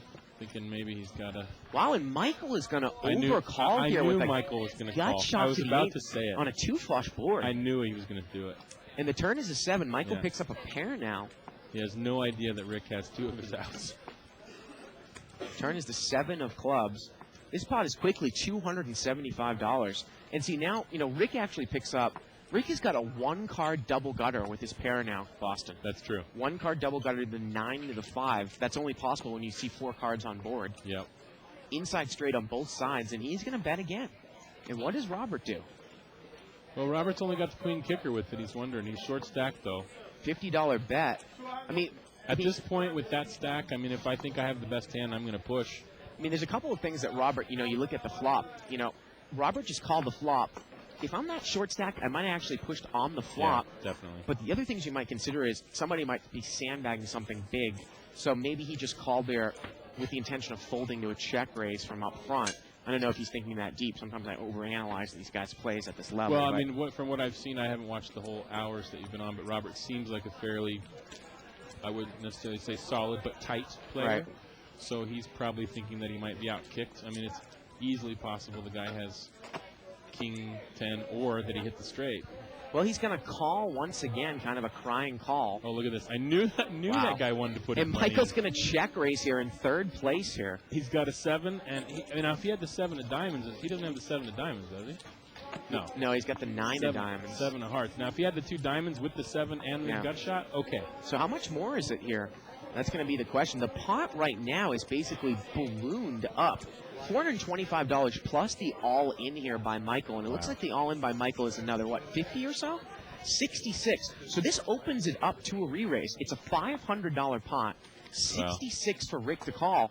And now, if Rick calls here, Robert's going to be getting. Fold. I mean, he's going to be getting like about 7-1. But how much does he have left? Is this a pot odds question though, Boston? Can he possibly think his hand is good with Queen 10? I mean, pot odds, schmot odds. I mean, you got to. I mean, yes, you have to call sometimes. But if you let's see. He is going to be getting he's here. Shaking his head. He's like, God dang it! Look at this. He's doing the math out. It's a $66 call. The pot is about $560, and he lays it down. I knew he was. He lays it down. What are you doing? And I was going to say, well, do you necessarily blame him with that action? And look at this. He is pissed off in seat 5. He had the best hand. Watch this now. Go on. And the river is a queen, and he would have won it with queens up, Queen 10, and Rick is going to take down with the 8s. Yeah, you got to cut to it. There you go. Yeah. He's so pissed. I have 10 queens. Yeah. But, I mean, again, you look at sometimes pot odds, but look at the action. You wonder, and it's just like, how could my hand possibly be good in that spot? Here's the thing. There was a raise pre-flop, right? Yeah, he was the raiser with Queen 10 suited. So if you're going to raise with Queen 10 suited pre-flop, and somebody bets into you, I'm going to push. Yeah. Because you got to at least either pretend that you have the overpair or hope that your 10 is good at that point. And the guy may have a diamond draw. So, unfortunately for Robert, I would say that was a little a little too squeaky for me. Yeah. Especially now he's left with $50. He's pissed off and has to pull out another couple $100, which always sucks. Now, did you go back and obviously watch the commentary with Barry Greenstein? Of course. Yeah. That's worth about a year's worth of Yeah. live, of the archives just alone. Yeah. What do you guys have, 6 hours, 2 shows, 8 hours full? Yeah. It's unbelievable. And he did a limit game and a no limit game, is that and right? the fact that he offered that Yeah. to everyone is amazing. Yeah. Whether he was trying to sell his book or not. We might have him back in here for a couple times hopefully during Legends. When he's here for Legends, Yeah. he should. Because especially, as the games have gotten better and better, it would be really interesting to see his take on it. Yeah. I would love to see him play if they get a big enough no limit game like they do on the. That would be great. He plays so big. I don't know. Even if we had like a 25-50 game going. No, he's not going to play that. They'd have to get like at least a. Well, I don't even know if they want to do no limit, but maybe now with the new table, maybe there's options for a bigger game. Well, that would be crazy if we could get a 2,000, 4,000 mix game here. Oh man, that would be big awesome. Game. You have the big windows game now, on Live right? at the Bike. Yeah, we do. The problem though is that they would probably want to incorporate a stud type game, which is almost really impossible. hard. But we could wing it now, and I got But to tell for you, one round only, Yeah. every 3 or 4 rounds, you'd probably be able to do it. I would definitely offer it to the guys because they would love to do it, I'm sure. way back when we actually had a big mix game on 400, 800, and it was Shirley and I, and we had no clue about some of those other games. I got to tell you, with these extended windows, we could do Badoogie, we could do Triple Draw, and David and I could do the commentary on it. We'd only have problems with one round, which would be probably a Raz or a Stud 8 or better, or the Q round, which is the no qualifier Stud 8 or Stud high-low game. Not many hands here. It looks like there's going to be no flop. Yeah, just kind of. The 400, 800 game that you guys had on with Ted Forrest and Chad Brown, Johnny and Jerry, Wild, and right? that's actually even though you guys can't follow it the whole Yeah. time, it's just great to watch those guys play that big game. And Yeah. To see how they gamble. I think Twan was on and Yosh. No, Twan. Twan's been on the show actually about 10 times. People don't realize that. We used to play that high limit hold'em on Wednesdays. Great couple episodes to watch. Yeah. Toto Leonidas been on the show. Right. Yeah, they had some really good episodes. Yeah, from about what was that? It was from, for the guys out there, Kevin Math and stuff, it was from probably right after from Legends all the way through December, pretty much. Well, no, that was from after Legends was the Whale Big No Limit game that was sponsored by Poker Blue. Yeah. But right around, and Isaac can correct me if I'm wrong, maybe he's got a memory earlier. I want to say late January, early February of 2005, all the way through maybe 2 or 3 months on Wednesdays. We had a big limit game. And the reason why we stopped it was because they wanted to play mix. Yeah. They didn't want to play straight hold'em. It's really and it was difficult to follow. And especially if Jerry's not here, because Jerry only plays. Jerry Buss, we're talking about, owner of the Lakers. Right. He only plays hold'em, so right. when he's in the game, they don't mind. But new player in seat 4, I think his name is CJ. Did you ever watch West Wing? I watched a few episodes. Yeah. I wasn't a huge fan, but yeah. Put your phone away, son. Press secretary and. Actually, you know what show I've been watching? Chief of Staff. I've been watching Allison Huff. Janney. Have you been watching Huff? No, never seen that. That's actually a really interesting show. Yeah. Oliver Platt is, this is the internet. He's fucking hysterical. Yeah. It's great. He's really funny. Get some hands here. My favorite show that's on TV now probably is Entourage.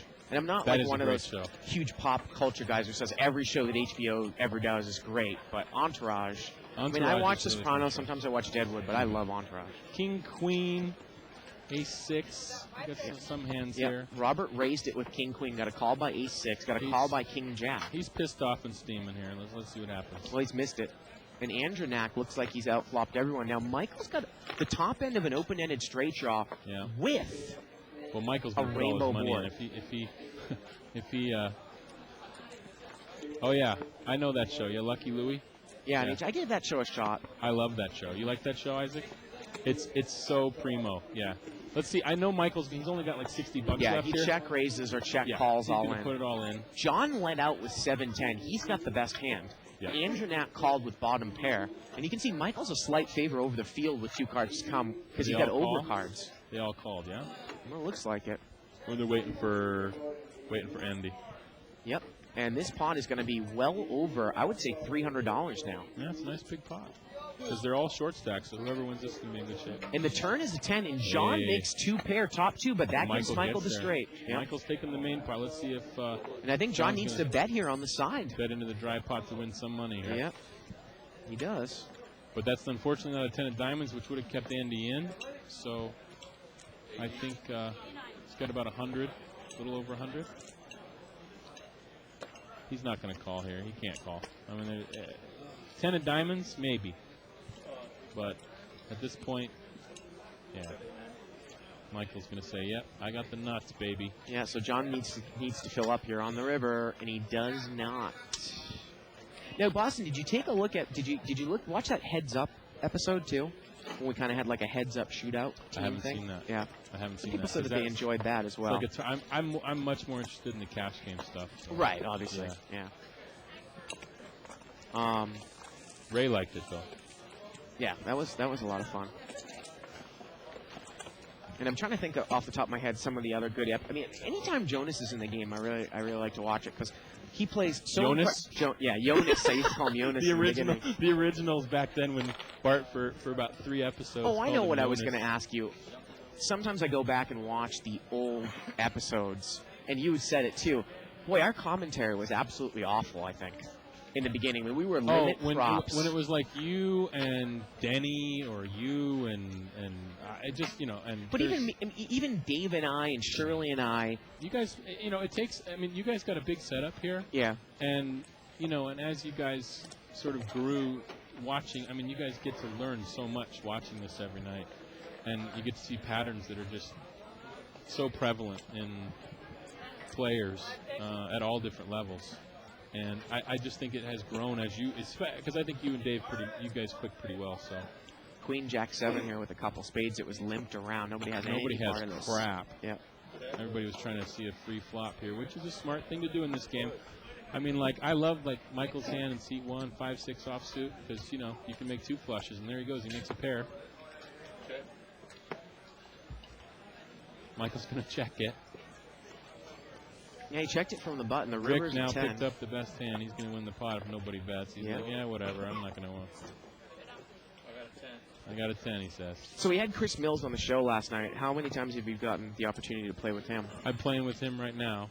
Seems like a guy that is a pretty solid player. I did see him get involved with some dominated hands, but he's definitely a lot better than his buddy Kevin Hart from what we've seen. Yeah, I haven't seen him really that much, so yeah, it's been a busy couple of days, so I haven't watched in the last week or so. I mean, I've watched a little bit here and there, and I haven't even watched really my whole episode from Tuesday yet when I was on the short stack there. I want to see some nice big pots here. This is kind of been a little bit of a slow night. bit slow. I got about an hour left on the show. After this hand, I'll tell you something else about Entourage, which I think is what makes it a great show. Pocket jacks over here for seat 8. There we go. Anybody got anything else? Nah, King 9 suited. Yeah, and jacks are going to raise. C6 has the King 9 suited. It's a little $30 raise here. I don't think anybody's really going to call unless C6 is a little loose. Andy might call. I'm calling him Andy, even though I know his name is Andy, because I don't want to keep slaughtering his name. Well, C2 here on the button's got ace-queen offsuit, so might he come in? I got to tell you, I mean, I used to always call with this hand. This guy's short. It wouldn't surprise me if he just pushes here. But in the deep game, sometimes I have no problem just folding this hand to an early position raiser. It was a tight parlay. If you hit the queen, are you good? You don't really know. If you hit the ace, do you have the best hand? Remember, if you hit the ace and the guy had something like pocket kings, you're not going to win any money anyways. It's very difficult to win a big pot with ace-queen offsuit, right? Now, if it folds around to me and I'm against the blinds, I'll raise it up. Yeah. See what happens. So we got to see it looked like the guy just called. He's left himself with about $20 left here. Oh, there's the ace. He's not going to win any money because Mike's probably going to be scared here. I just don't understand why you don't push there with ace-queen. I mean, was he intending just to fold it on a non-ace flop? And I got to tell you, if I played the hand this way, Boston, why not just check the flop one time with ace-queen? Because you got $30 left. You want the guy to put the money in at that point. But he's going to call Mike's going to call anyway. Yeah. Again, it is proper to play cagey in this game. Because you don't have a whole lot of money here. So. Yeah. Turns a 9. Mike needs a jack. Does not come. So what were you going to say about Entourage? Entourage, one thing that makes it a great show is that, how most movies or television shows, they always follow somebody who's having a lot of trouble. You know, like it's about if a show's about an actor, it's like how difficult it is. Yeah. It's about how bad things are. It's about how they can't get the part. What's great about Entourage is the guy's fucking, you know, he's having a great career. Yeah. You know, and the show's called Entourage. It's really about the buddies who go along with this guy who becomes a major star. Right. And it makes it really fun to watch because you don't get to see that a lot. I mean, they still run into trouble, of course, because you have to have some conflict. But, Right.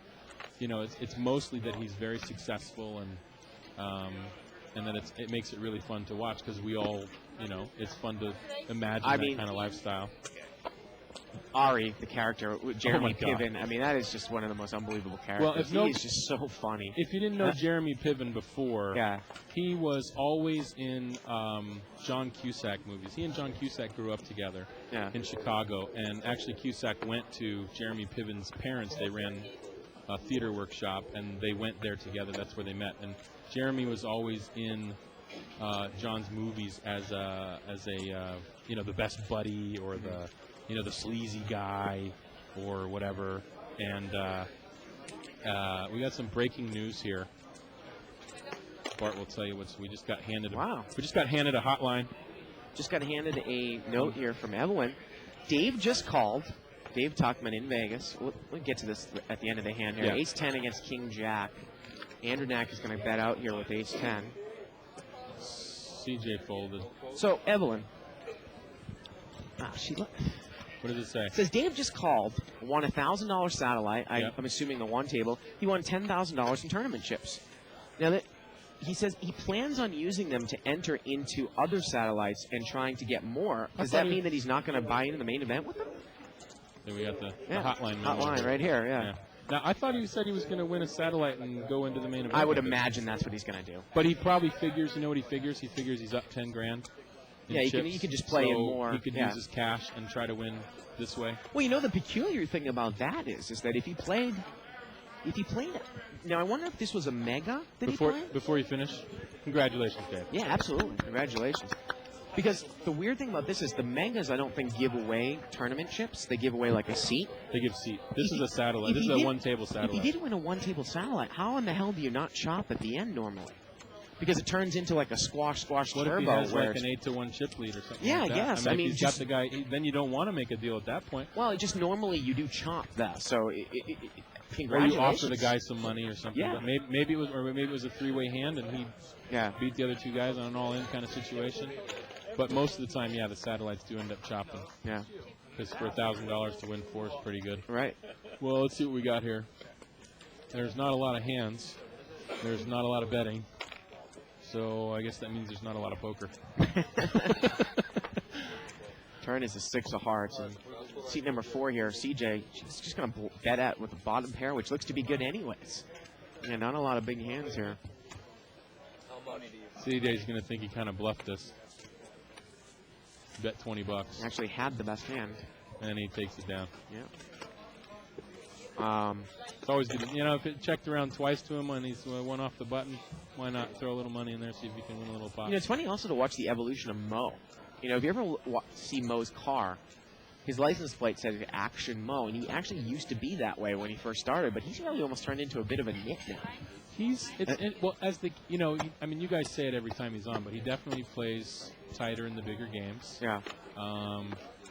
You know, and he loves that seat 8 when he sits behind Barry and Mike and whoever else is, you know, in the action seats.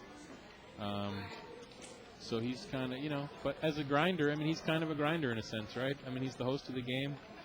He can't go crazy every night. I've played with him a lot. I mean, I played one night with him and Mike had a three-handed. That was a lot of fun. We started out, I think we were playing Pot Limit Omaha for a while, too. Oh, yeah. That was a three-handed. That was pretty fun. Now, Mike here in seat 8's brought this one in for a race at Pocket Kings. He gets called in 2 spots. It's a $60 pot here. 6-7 suited. That's a nice hand. Well, boy. Ooh. Oh, King of Spades and the flush draw. You know, he's not going to win any money. Yeah, he's just going to push it in. He's short. Is Michael going to call here with an 8 without a spade? He does. Of course. We love Michael. Yeah. Have you played with Michael before? No. No? No, I can just tell. He is way behind here. I mean, this is what you want to do, people. I mean, when you sit down and you watch this game a little bit, you see Michael in seat 1 is Action puts his money in. Seed 5, Robert, a little tighter.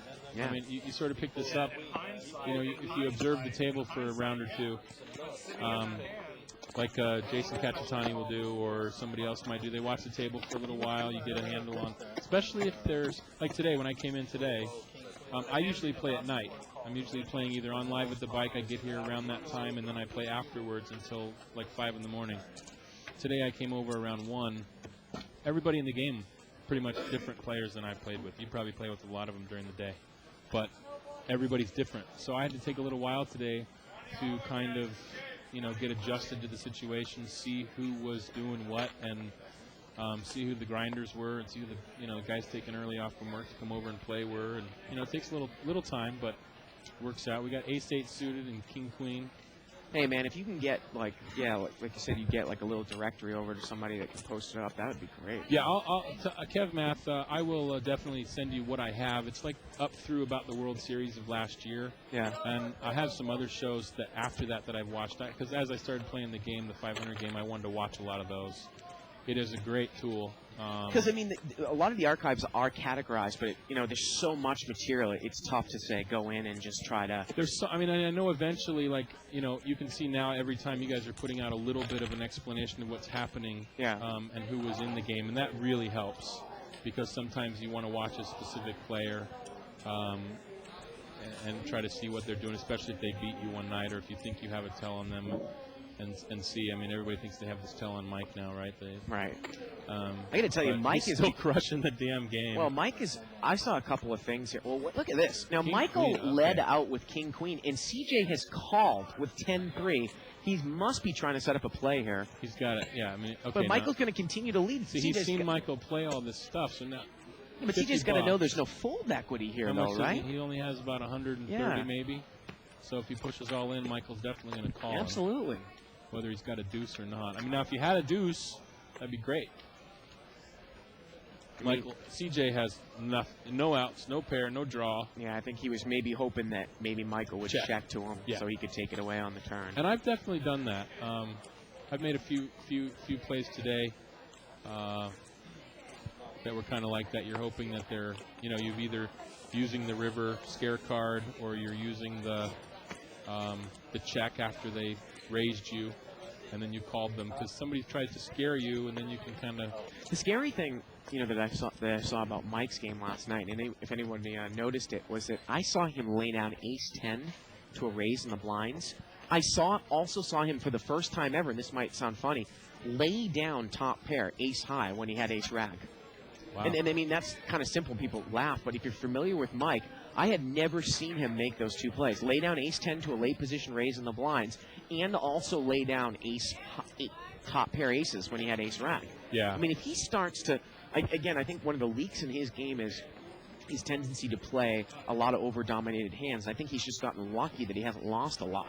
Because I never really see him go anywhere with top pair. But now, once he incorporates that into his game, he's going to be even that much more of a force. And, you know, you can basically, if you're an archive subscriber, you can basically watch every Friday night from about April or May of last year. Yeah. And Mike's usually in the game. And you watch the evolution of this player. I mean, I know he gets a lot of talk, and some people think he sucks, and some, you know, I mean, but and he's a popular player because he is action. Right. But C9 made it $15 to go here with 7-10 off suit. Rick called with a flush draw on C3, and CJ is going to raise with bottom pair 8 use of clubs. What is he doing? Don't know. He's got the backdoor redraw to the clubs, but. Now, the funny thing here, though, is Jason, he's played it tight all night. Can you continue on when you bet out with 7-10, get a call, and get raised? I think it's almost an easy fold here, isn't it? Yeah, I mean, this is the first time I've actually seen Jason play. So. Maybe just gamble it and push here. But again, the guy doesn't have a lot of money. I mean, is he on a diamond draw? He's trying to push you off the hand. Does he have 2 pair? Was it a limped pot? I mean, there's all these. I mean, hopefully these are the questions that may be going through. He's got a Woody Woodpecker shirt, and he's going to make the call. Oh, he makes the call. Oh, and C3 makes the call with the diamond draw very easily. King high. Now he's not drawn to the nuts, of course, so it's a little difficult. There's a 3 of spades. Doesn't really help. Doesn't change anything. CJ's got to continue his bluff here with the deuce. He's going to move in. Now here's the thing with Jason. Okay, It's a blank, basically. I mean, it is a straight card, possibly. But if you're going to call that flop, don't you have to push here? Because if you think Rick's on the spade draw, maybe you have enough money. I mean, I'm sorry, the diamond draw. Maybe you have enough money to get him to fold. Maybe he thinks you have the straight.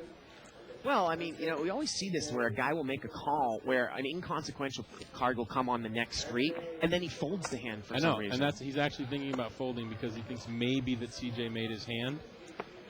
But you might as well. Oh, see, there he goes. Yeah. What does he think he's got? Ace-4? Diamonds? Well, Rick has got one overcard in diamonds. Rick's got enough money here. He's going to feel like he doesn't need to go broke on this, so he's going to call. You think so? Yeah.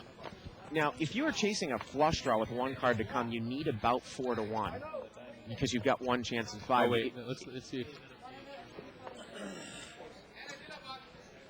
Oh,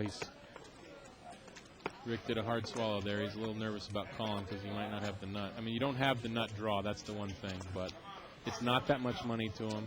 What was it? It's like it might be, 75? And the pot maybe is about 250. I don't know. That's a lot with one card to come. Just on a flush draw, basically. You don't even know. He doesn't have a straight. Yeah, if he had a straight draw, maybe. If he had like the 6 of something there, it would have been good. But he's going to... Oh, maybe not. Oh, he's going to fold. When they do that, they're folding. Yeah. Wow. I got more information here about Dave. He said, Evelyn said that Dave said he might play in other satellites, but wasn't sure between that and entering the main event. So maybe he might use that to play in other satellites, win some money, or...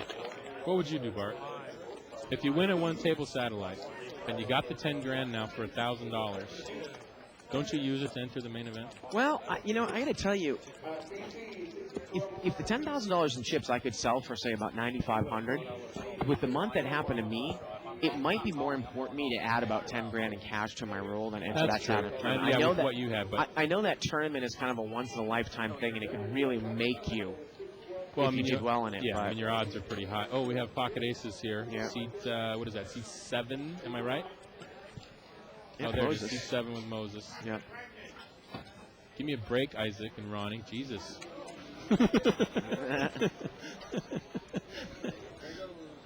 I know. And we get a raise here.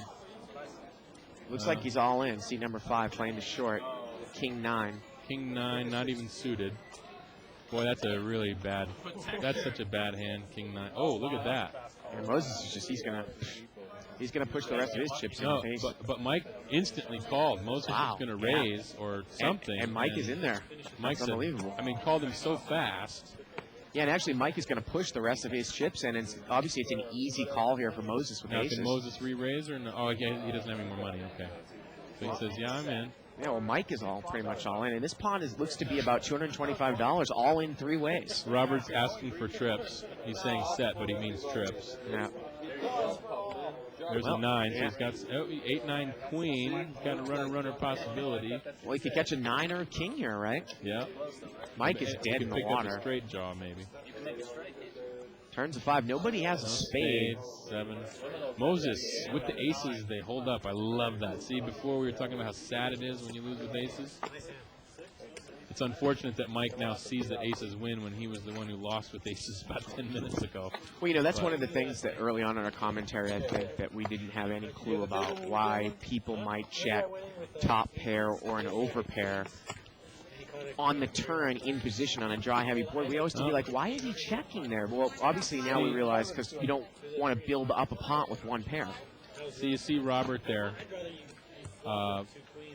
Mr. Tighty Robert there. Sorry to call you that, buddy, but you're a little tight.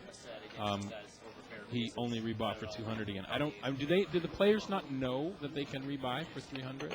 I know a lot of players don't know that. But. Well, yeah, I was at the 200 at the very end there. And it was about 5 or 6. No, you don't need to do that. I'm sorry, like Ray. 96 bucks. But Ray said he could make the announcement, but yeah. About 4 or 5. No, because then they'll just get confused and go, huh, what? Yeah. Where's that? But usually, I would always do that when I was in this game. If you see somebody pulling out $200, you just because they might be new. Because this is a game where people come into the casino with $600. Right. And they want to play some poker, no limit. and they don't want to risk a lot of money, and they don't necessarily know. Now, if they only have 600, they probably won't do that. Jason in seat 9 has ace queen. With that, I broke out. That's it. Yeah, and Robert's going to come on in now. He's steaming for sure with the 3-4 offsuit. Of course, I play 3-4 offsuit, so. Oh, and see, he picks up. See, this is a perfect flop for 3-4 offsuit. Well, he's got a pair and a gut shot, but he's way behind Jason with ace queen. But he's going to think he's good here. Now, let's see if Jason just pushes. Robert just rebought, so if you were going to push at all, this would be the time, because Robert just rebought. He doesn't want to lose that money now. And there it is. He's going to make a raise. It's a $25 bet. It looks like he's going to make it 80 to go here. Well, he's going to make it 60 to go. See, and he's got the pair and the straight draw, even though it's really a gut shot because he can only really hit the 5. But, and what if Jason has ace 5? That's the other thing you got to think about. If you hit your 5, I mean, if you hit your 2 pair and he's got the ace 5, then you're really screwed. Well, a call here by Robert. We go to the turn. Definitely steaming. He doesn't have any spades. Turns a 7. He doesn't know what to do. He's so frustrated. He's checks. All in. Jason's going to move all in. And you're right. Robert makes a frustration call. He makes a call. He needs to hit a wheel or 2 pair here. He needs a 5, a 3, or a 4. I feel bad for the guy. I understand. It's a difficult situation when you just rebought and then you decide to play 3-4. This is about a $400 pot. Here we go to the river, and the river's an 8, and ace queen's going to take it down. Robert goes broke yet again. Let's see if he pulls out another $200 or if he's going to take off. He's frustrated as all heck.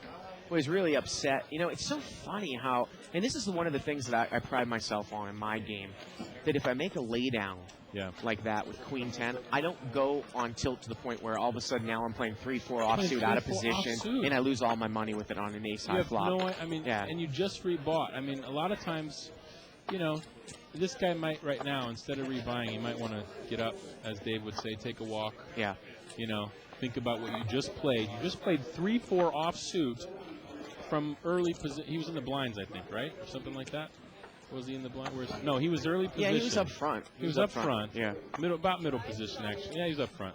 So, you know, I mean, you really got to take a moment and say, what am I doing, and do I really want to rebuy tonight? And he's still thinking about the Queen 10 ends. He's got his hand over his head. Yep. He's really frustrated. Let's see if we got any hands here. We have pocket 8. No, sorry. It's hard. It is. You know, it is rough to see those 6, 7 offsuit and C3. Well, we actually have these new these are new cameras, and the light you can see that comes up from top. Yeah. It was never this difficult to see right off the window camera. Yeah. I mean, I know a lot of people haven't been in here before. You guys should bring a camera. Yeah, actually, I was just thinking the same thing. To show somebody how this works, because they have 2 big screen televisions, and on the left side they have all the hole card cams. Yeah. And they're a little difficult to see. They're about maybe 10 feet away from us. Is that possible? Can Ray just come in here with the camera? I bet he could. Come on in, Ray. Throwing that out to Isaac. I guess, yeah, if he's out there running that, then he... Yeah. 10-9-5 here on the flop. But some night you guys should set that up. Pot looked to be limped around, maybe a small raise. Michael in seat 1 with 7-10. Mike in seat 8 with King 10. Let's see if Michael goes broke here. Well, how about CJ coming out and bending with a gut shot here with Jack 7? CJ. Boy, you are... you're action, baby. And is Mike going to raise it up right here with King 10? It looks like it was a $30 bet. He is going to raise. He's going to raise it. What does CJ have? CJ's got Jack 7. He's got a gut shot to the 8. And do you think Michael's going anywhere with top pair now to a bet and a raise? Oh, he is going to. Wow, he Michael. It. Nice laydown. Well, so you got a little bit of his money back there. So now, John is open-ended here, up and down with Jack 8. He's got backdoor clubs as well out of seat 2, but he's not going to get involved to the bet and the raise. Boy, I don't know about that. That's with the backdoor.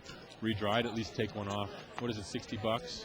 Yeah, it doesn't look like he's all that deep. See, I'm thinking also that if I'm thinking the other game, I definitely would have maybe taken one off. And CJ is going to call, and obviously he has nowhere near the amount of chips he would need to make that call. No. Oh, here comes Ray. Oh, sorry. Blew the surprise. Here we go to the turn. The turn's a 4, and now CJ picks up a heart draw. Oh, now see, CJ's going to gamble here maybe. He checked. Michael went all in, and he's going to call. Look at this. Action, baby. He's got a big draw here. A jack would be good as well, but the river's a 3, and Mike is going to win it. CJ had a gut shot to the 8. He had hearts, and he had an overcard. That's pretty good. I mean, he's probably wondering why. I mean, this is sometimes you get 2 or 3 of these hands, and you don't hit any of them, and you start getting so frustrated. You're like, what does it take to hit one of? I have 52 outs.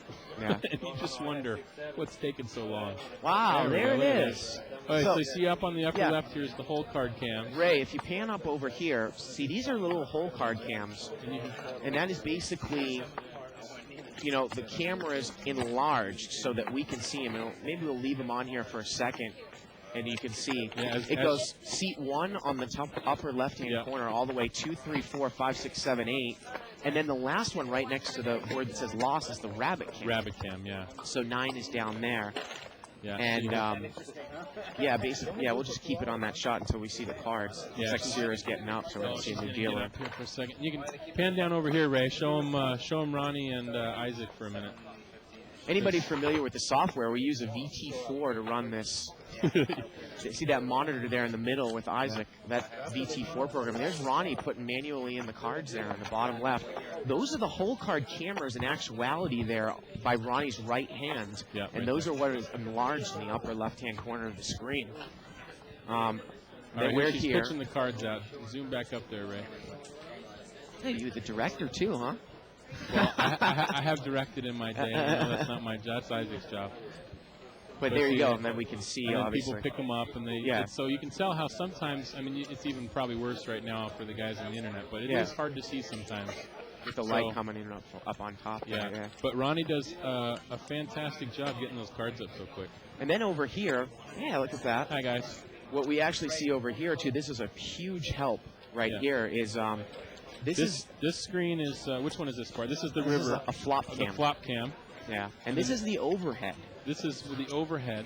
Basically, sometimes what happens, like right now, we have it here on the, right now I am, we're back on what is the overhead shot right now. Yeah. But sometimes, Isaac will do a zoom in and stuff, and when we move tables, we had a lot of trouble following the action. Yeah. So we put this baby in, it's constantly on really the overhead. Helpful. And you can always follow the action on what's going on. And then this here is where Bart checks all the internet and 2+2 forums. Yeah. So it's a good deal. They got a lot of. It's a big operation actually. Yeah. To get this all down. We got a hand here. CJ's coming out and betting again. Queen 4, absolutely nothing. He's no pair, no draw. Yeah. But he takes it down. He's kind of trying to be the table captain here. Now, you never saw the other room that we were in, which is basically a utility closet. When Raymer did the commentary with me, oh man, he was sweating. It was about a quarter the size of this room. And it was like 100 degrees in here. Wow. He was a real sport to stick around that long. Because he's a big guy. He's like me. He sweats. Oh, yeah. Absolutely. Sweats in the heat. Yeah. CJ's trying, see, in this game, the 200 game, it's a little bit difficult to be the table captain unless you get, $600, $800. This is a great game. The 200 game, I probably played this for, I don't know, maybe 8 to 10 months. Yeah. Sort of working, you work your game, and then as you move up, of course, you have to adjust because you're playing a lot deeper, and you have to change things around. But this is a great game. Actually, you know what this game is good for? This game is also really good for, in a sense, how you would play in a one-table satellite. When you have not a whole lot of chips, and as the blinds increase, of course, you have to play a little bit faster. Here, you don't really have to do that. But because this is 3-5 blinds, you can be a little patient with the $200. Michael in seat 1 has Ace Jack. Yeah, see if anybody's going to call him. 25 to go.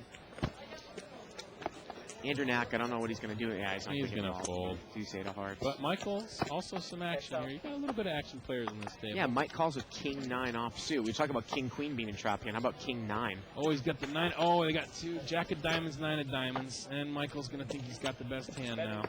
Well, Mike is going to bet 40 here. 8-5 deuce, all diamonds. Mike bets with the 9-high flush draw. Ooh, Mike got the pizza. Look at that. Look and at that. Michael's going to call with the Jack-high flush draw. Oh, there's the queen. Well, if Mike continues to bet here, now it goes check, check. See, checks. And the river's deuce. And ace high is going to win it here. Let's see if someone's going to bluff it. Check it down. No pair. Yep. Because I have an ace. I've been trying to, stelton myself up. I'm trying to lose a little weight. I'm down about 15 pounds, so I try to stay away from that stuff. Pizza, man, that's like a good deal. It costs like, well, of course, all the food is free, but even if you were to buy it, it's like no, $3. the pizza here, I mean, it's almost like a medium pizza, and you get it for like $3.50. Yeah, I mean, the bike is known for its food. I mean, in terms of the local area casinos, I mean, this has some of the best food around. I mean, and with the player's card, if you come to the bike to play, if you're from out of town, first thing you do when you walk in the door, go to the front desk right when you walk in the door. If you valet, if you come in the back door, you have to walk all the way up to the plaza section. But when you walk in, go to the Welcome Center, get a player's card, because you get free food. $3 an hour, too. And they'll pay you over time. So, I mean, it's not a lot, but it adds up. I mean, I've been stuck some nights, and I go back up and get my few $100 out of the player's card and go back and buy it in the game. Somebody's moving seats here, it looks like. Okay, Redhead Bob again. I don't. His name's not Bob. I know that. His name is Jason. I don't know why I call him Redhead Bob. It's a good name for him, don't you think? Yeah.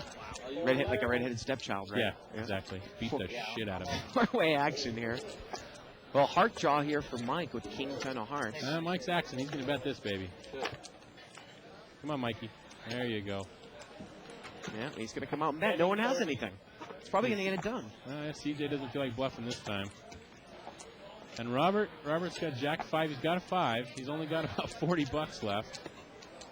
Maybe less. He's got about $30 left. He's thinking, do I have a... He has a heart. So here's what he's thinking. Well, he's not going to get involved. Right. Now, see, he has like $25. And he had a pair in the backdoor flush draw. And he was actually thinking about putting that in. Just because of the nature of being so short. Yeah. I mean, you're so short. It's like, I'm going to gamble. I mean, it's funny that he'll do that. He'll play 3-4 for $150 or whatever it is, but he won't put his last 25 in with a pair. Look at these post up on 2+2. Really, Boston is a very good at this commentary thing. He's even talking up the archives. A true company man. Seriously though, you should be the permanent fill-in when Bart and Tuck are gone. Well done, brother. Well, thank you, sir. Yep, Boston's good. Plus, his nickname is a favorite veggie of mine. Boston is awesome. Make sure he stops by the booth during the World Series of Poker if he is playing and commentate. Great job, Boston. Well, shit. He's also huge, so he could probably drink like a champ. Is that true? I'm actually a lightweight. It's pretty funny. Oh, come on, really? Give me about 3 or 4 margaritas, and I'll be losing my stack to you. Yeah.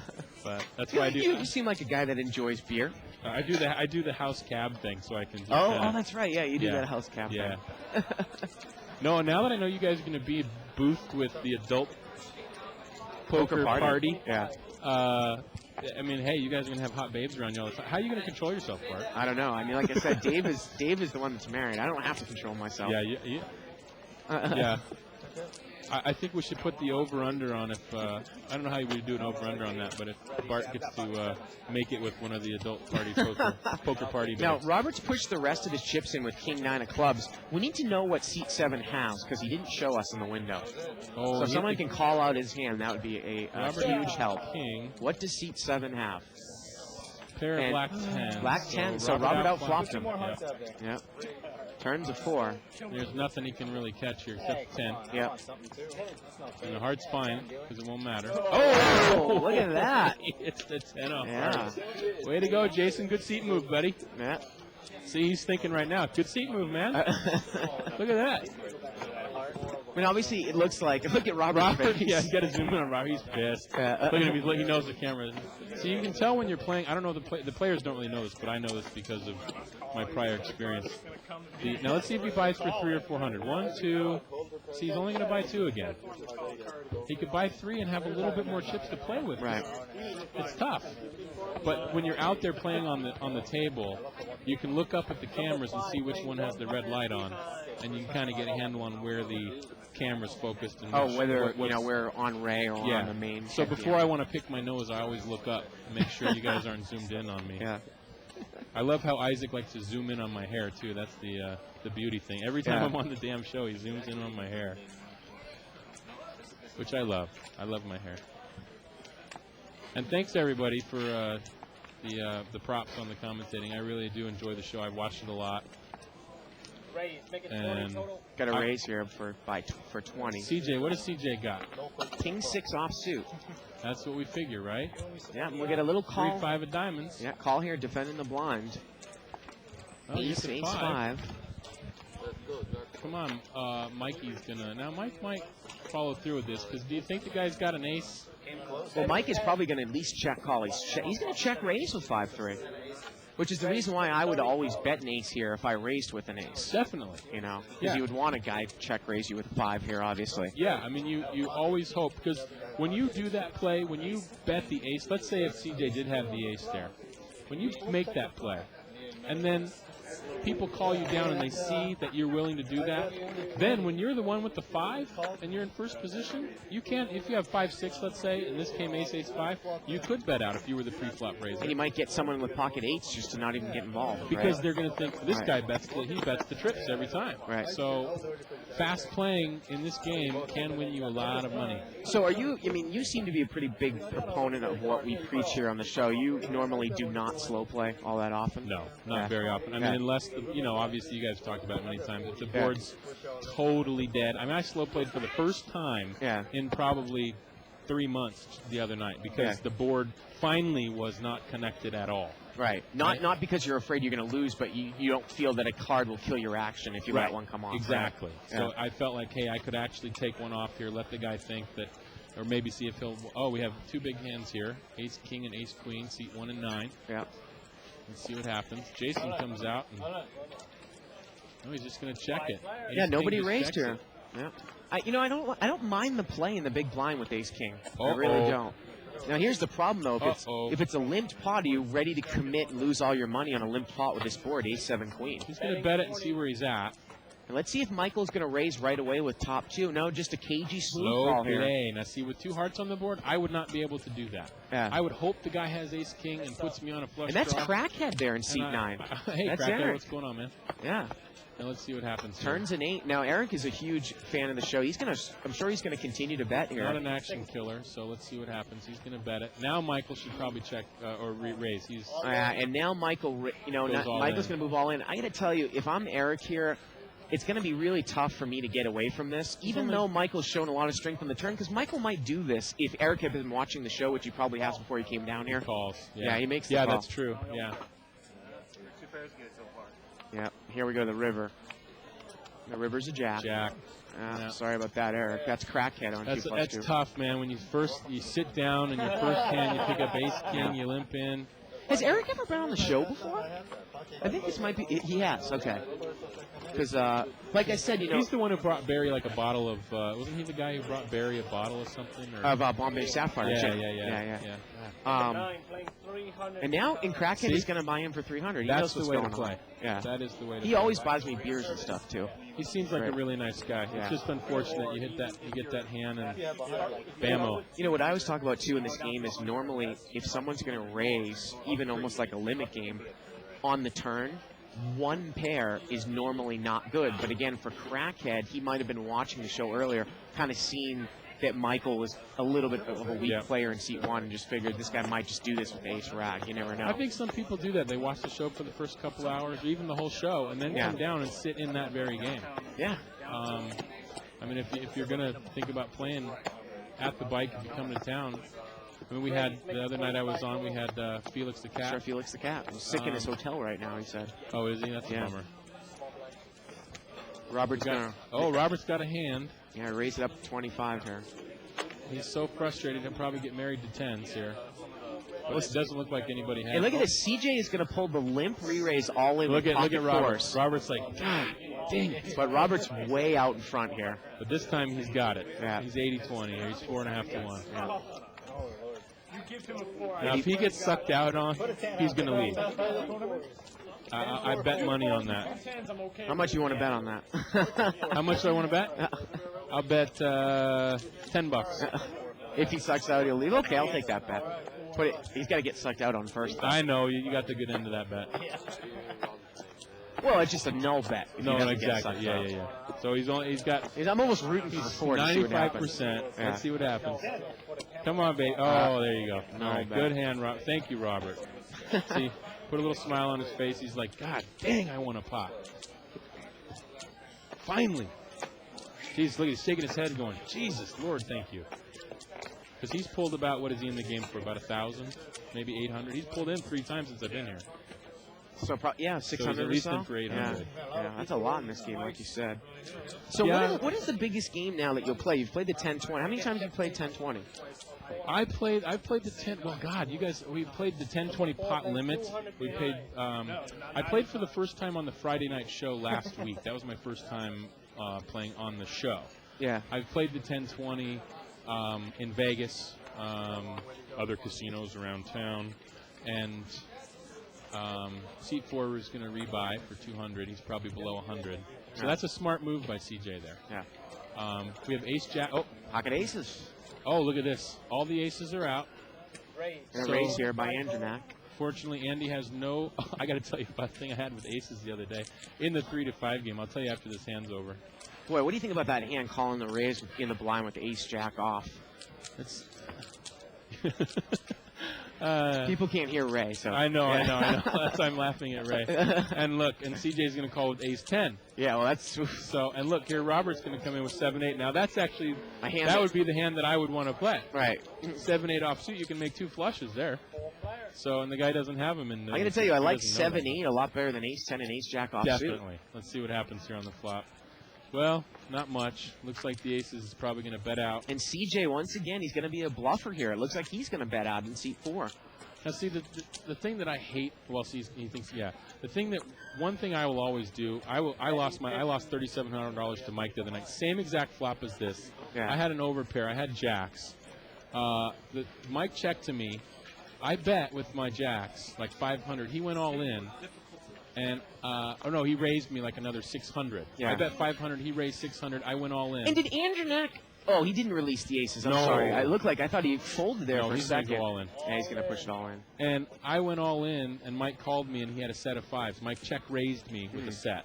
So, but you know, when you see this flop with aces, and you flop a set, or even any overpair, really, if Yeah. you flop a set, you're going to win my money, you know? Well, I got to tell you, I mean, you know, Mike is the type of guy, he actually got my money. If he check raises you, Well, he's see, more... I thought it was the same exact situation as this, 2-3-5. I thought Mike could have had 4-5. Yeah. You know, I thought he could have had ace with something else, you know, maybe a pair. I mean, some sort of pair with a straight draw, just trying to bully me a little bit. So Andy takes it down.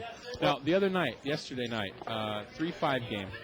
I see my first card. It's an ace. The dealer comes around. The player next to me on my right, she flips over the card accidentally. It's an ace. My next card is an ace.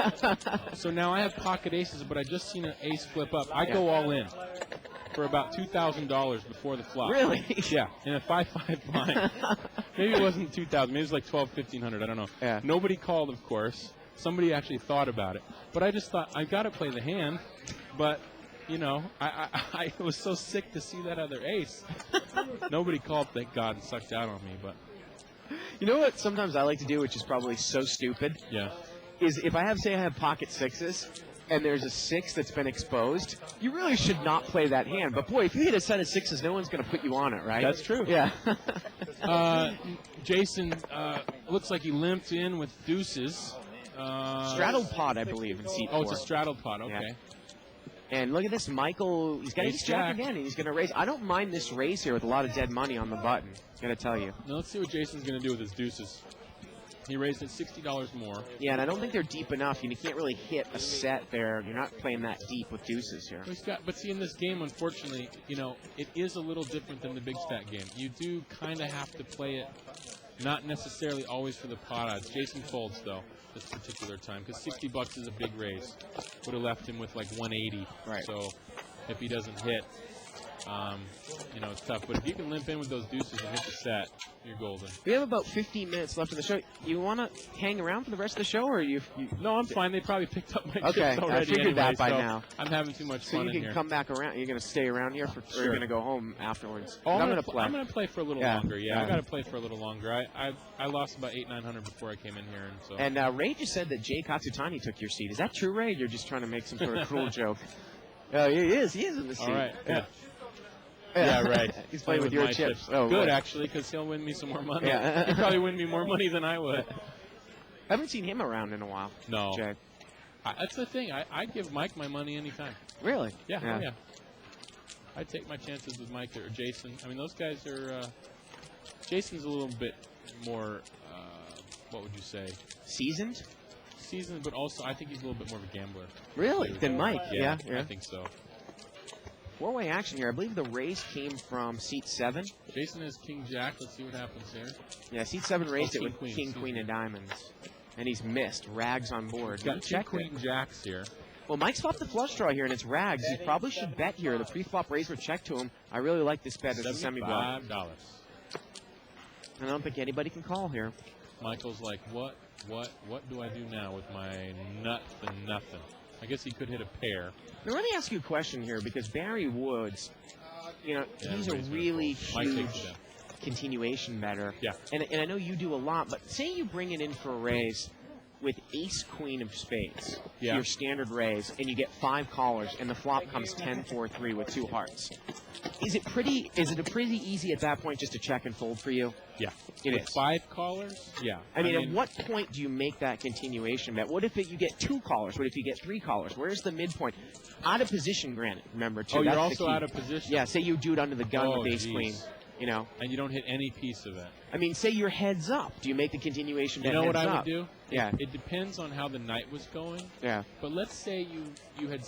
And how your image is at the table of a If I had loser an or a image winner. of being able to, like, bet small with a set, and somebody raised me, and then I re-raised and had the set, and I could bet small to see where I was at and see if I could take it down, that would be great. Oh, there's Crackhead. He's got aces. He's got aces. Here we go. Maybe he can... See, this is the thing. He rebought for 300. So now he's picked up aces, and if he wins this pot and can double up, he'll actually have $600, be up 100, and have some money to play with on the table. Michael calls with pocket 4s.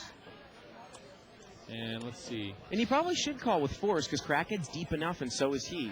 Yeah, Michael's got about $500-600, so nobody else is going to call. And he is in position. So let's see what happens. Now, as Crackhead, would you ever check here or no? I know you say that a lot. Like, let's see what happens. Well, it depends on the flop, right? Well, now, how is Michael going to play it? Remember, he basically waited to the turn to raise with ace queen. How about he raises right away here? I think he gets Eric's money. If he just calls, I think Eric might be able to get away from it if he raises the turn. Let's see how this plays out. He's going to check. Well, he'll probably bet out and he again. does slow play it. Most people do. And the turn's a 10, and I can tell you it gets worse and worse for Eric. Yeah, Eric's I think now going. He might be able to get away from this. Well, wait a minute. If he puts that much in. He's going to put half his money in. Yeah, now he's got to call. Michael's going to check raise him all in for. Well, he's in position. He's going to. Yeah, he moves all in here. And when they do that, when they do like with the hand, like I'm all in, just like so nonchalant. Yeah. You pretty much know you're beat, and Eric could almost save his other 100. I got to tell you, I think that Eric might. I mean, we're talking. He's going to get about 5-1 here. When we talk about it's not usually big to fold an overpair in this game. But with that turn card, and the guy called the flop, and now he's moved all in the turn, would he really call the flop with ace-jack and now move in with ace-jack on the turn? No, I don't buy it. You totally know that this guy has a set now. Or two-pair. Maybe he's turned two-pair, or he has a straight. Jack 10, yeah, maybe. He's trying to figure out pot odds. But even with the pot, I mean, again, in this game, he's like... If Eric lays this down, that'd be a great laydown on Crackhead's part. And the point that I'm making is if Eric lays it down, Michael has misplayed the hand because if he raised on the flop, he would have gotten all of Crackhead's money. Exactly. That.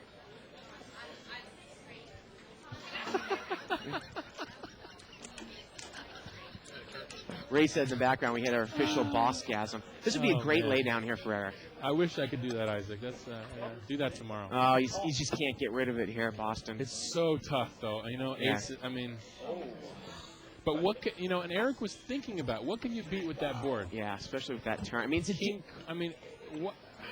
It's so tough. Yeah, River is a king. Well, the funny thing is you look at that turn card and it completes so many things. Like the guy had Jack 10, or for some reason he had a straight. But how about this, though? What if the turn card was more of a total brick? Like, say it was the deuce of diamonds. Now you bet again, and now the guy moves all in. Is it even more of a case where you're beat? You know you're beat. I mean, you could almost look at this play. That's why fast playing. I mean, Michael did end up getting all the money because. But he almost let him off the hook, right? It's so hard to get away from those high overpairs. Yeah. But. If he had raised him, min raised him, or raised him, another $100 or whatever he bet on the fly. I think he bet $50. Yeah. Then Eric would have went right in, and it looks like Eric's Down a quick 500 here, unfortunately. Yeah. Not many cards here. But again, we talk about it as you move up to the deeper stack games. I think you really need to finagle that pot in such a way where, I got to tell you, if I bet out with aces and a guy calls me on the flop and then the turn comes to 10 and we're 2,000 deep and I bet and now he raises the turn, you know, more often than not, I might release. I might actually call and hope he checks down behind me because remember, we always talk about gaining patterns by river bets. Yeah. Would that guy bet with just a jack at the end? I don't buy it after raising the turn. I might hope that he's raising the turn and checking a free river. But if I call and he bets the river again, I'm probably definitely going to get away from it. Whereas if he raises right away, and I don't think he's that good of a player, I think I have the best hand with aces. What about this? What if you have aces, okay, and the guy calls you, and the board comes jack 9-4 like that? Now, it's pretty possible the guy could have had pocket Look what nines. C2 has here. Oh, here we go. Aces again for John. Yeah. Now, we haven't seen John play many hands, so he's probably pretty excited. What is that, the Phi Sigma? I can't see the other letter. I don't know that. I don't know the Greek No, stuff. the Greek stuff. I went to school in Alaska. We didn't have all those Greeks, whatever those are called. Frats. Phi Sigma Phi Kappa. Sigma Kappa? Yeah, that's how smart I am. Thanks, Rick. We had a let's couple of regional sorority houses at Syracuse. We don't have much in way of hands Try here. Is down. anybody going to... Actually, wow. Yeah, a lot we of got people are coming five-way here. action with aces. Jack 5-4. Well, it looks like aces are good right now. Mike and C8 hit the 4.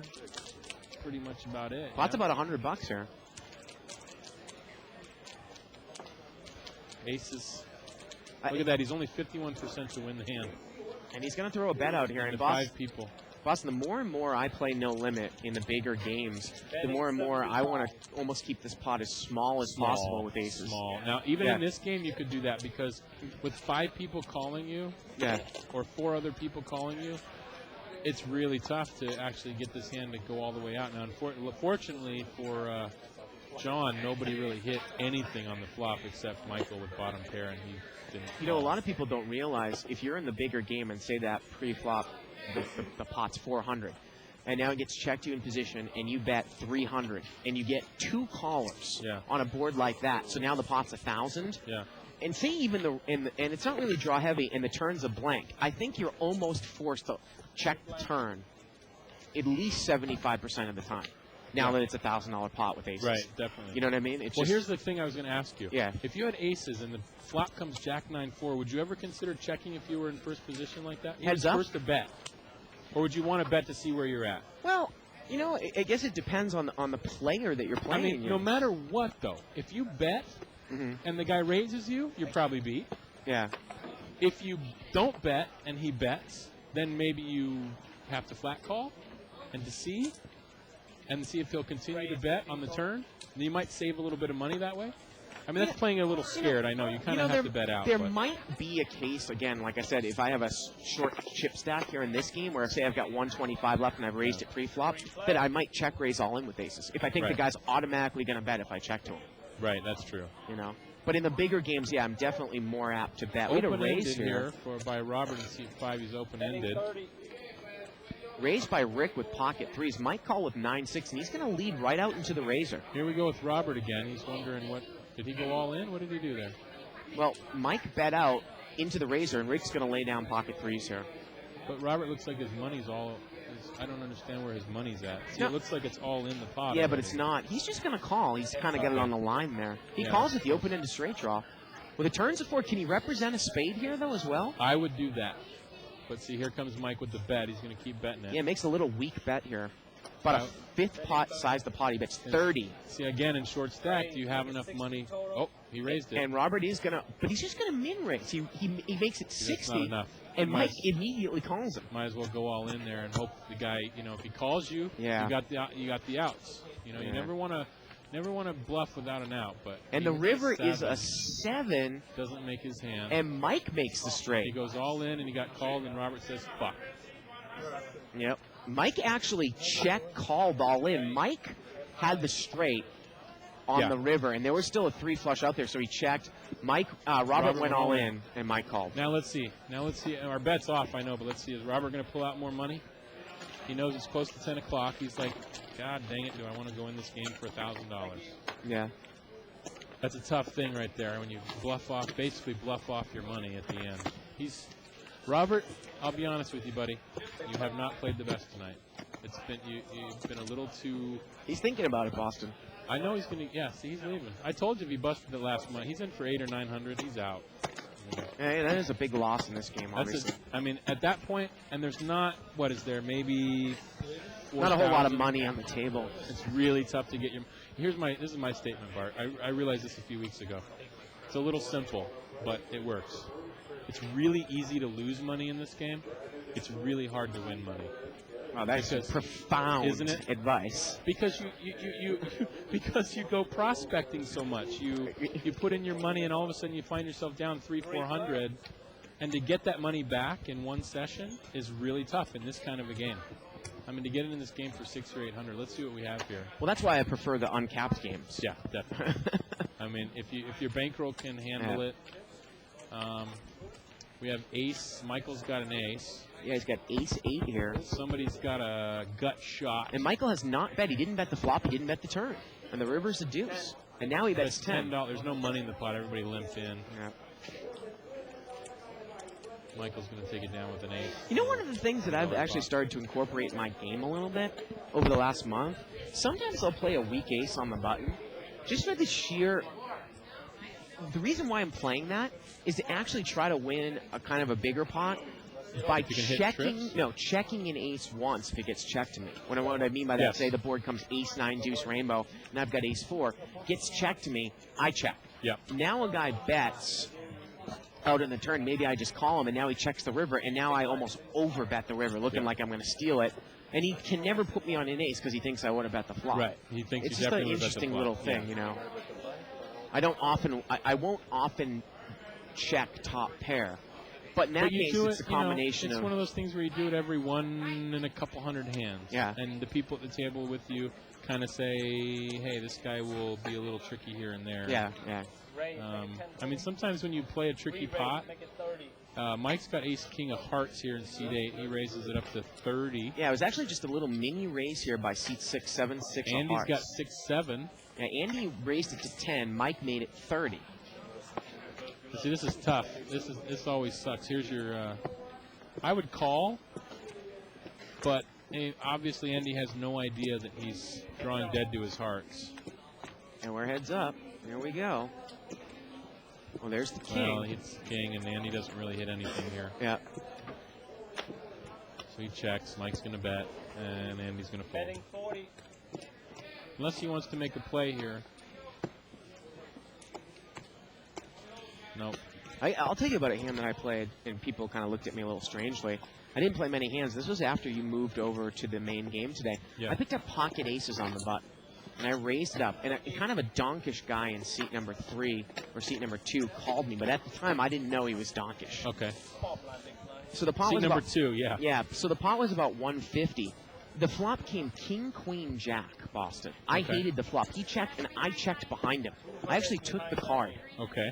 Intending to see what he was going to do. I didn't want to bet and get check raised. I actually almost didn't even know if my hand was good. I decided to check with aces in position. The turn was a 9. So now it's a 1 card straight to the board. Right. He checked, and I checked again, and then the river paired the queen. He came and over-bet the pot, and I didn't buy it, actually. You did? Okay. And I actually called, and I won. He had king 3 of clubs. So he had the king. Now, against a guy like that, I probably would have bet if I knew he was that bad right off the bat, because anytime he's going to check raise me, I know I'm probably beat. Right. As opposed to just calling. But remember, you got to look at the texture of the board with aces. If you're up against a guy and the flop comes king, queen, jack, that's really a bad flop especially for you. Depending on the pre-flop raising. Yeah. Crackhead's back in the game. He's behind 300. So he's doing the buy-in strategy correctly. I mean, if you have the opportunity to buy in for more, why not? Yep. Ace-10 for seat 2. John, who's been quiet, but solid. Deuce-5 queen, rainbow. Andy in seat 6 has actually flopped the best hand. Betting 25. Let's see if Mike's going to call with 5-6. Yep, he's going to call with second pair. I don't think anybody else is probably going to call. So it'll be heads up between Andy and Mike. Now, see, sometimes you want to take one off when you have that 5-6 connector like that. Maybe you pick up a 3 or a 4. and maybe, you know, if it depends on now that you called the guy and he's weak, he's not going to bet out too much. You might be able to take it away from him. Take that card. Let's see, it's a king. No, it's not going to really help there. But now Andy might get scared with the king. But what did he call you with? Why are you scared of the king there? You have to bet out to see, because you could have king. You have to make him think you have king queen. Yeah, now he bets out where probably he's never going to get called by a hand that doesn't beat him. He's not going to get called. Yeah. So when that king comes, he gets scared. Now, but when the guy calls you on the flop with queen 5 deuce, you think he's really got a king? I mean, wouldn't make any sense. You might as well bet out a little bit, see where you're at. Yep. And Mike would have folded. You save yourself the opportunity of him sucking out on you, getting a 6 or a 5 there. This is the last hand of the night. I got to say that. All right. So, yeah. Well, it's been a real pleasure. Yeah, Boston, absolutely. Now, wait a second. Let's see. If we got to get one more hand. Like, if nothing happens. Okay, maybe we'll get some action here. Well, we always 4 want that one deuce more. and Jack 3 and 2-7. No, Ace come queen on. here in seat 2. Yeah, but if there's no flop, the show can't end. It can't end that way. Exactly. Yeah. See, nobody can call here. Except if it happens 2 times in a row. Oh, he's gonna call. 7 deuce off suit. 7 deuce off suit. Let's see if we can get some suck out here. That brings Mike in the hand here with deuce 4 clubs. There you go. Oh, John's got top 2 here. Michael's got a gut shot, so he will probably want to play, depending on how much John Think so? bets You think here. he's going to call with just a kind of a gut shot to the 5? If you call with deuce 4, what else are you looking for here? Maybe you pick I mean, up it would have been gut better shot if it was clubs. ace queen of clubs. Yeah. Would have been great. Depends on how much. $25. How much is the pot? He's bet a little under the size of the pot. About maybe. Let's see what happens now. Oh, Michael. Okay. All right. Well, it's been a pleasure, Bart. Absolutely, Boston. Appreciate Thank it, you man. very much. No problem. For joining us. And remember, we've had a couple announcements. Boy, look at how big that guy is, man. Sorry, Jeez. these are prescription. We're going to be dark for the next 2 weeks, but we're going to be putting new poker content up starting next week. You can check us out. Look on the left-hand side of your screen and other features, I believe, right? Special features. Sign up and subscribe to our podcast that you can pick up on iTunes, totally free. We're gonna be running interviews from last year on Monday, Tuesday, and Wednesday of next week that I did from the 2005 World Series. Cool. Then on Thursday we're gonna start with the new content, possibly put some heads-up matches on there. Interviews from the Lifestyles Convention this year. So you guys are going to be recording stuff and then putting it on the internet, on the thing for the archives. And everybody who's watching this now is obviously an archive subscriber. Cool. Boston hopefully is going to help with that little list of, shows that you might want to watch. I'll sign up and email you, man. All right, man. Thanks a lot, buddy. Thanks a lot, buddy. So for everybody here in the booth, for Boston, I'm Bart Hansen. We'll see you here in a couple of weeks. There we go. Got to do Dave here. Good night, everybody, from Live at the Bike. There you go. Turn off the light. It's going to be very dim. Heads up.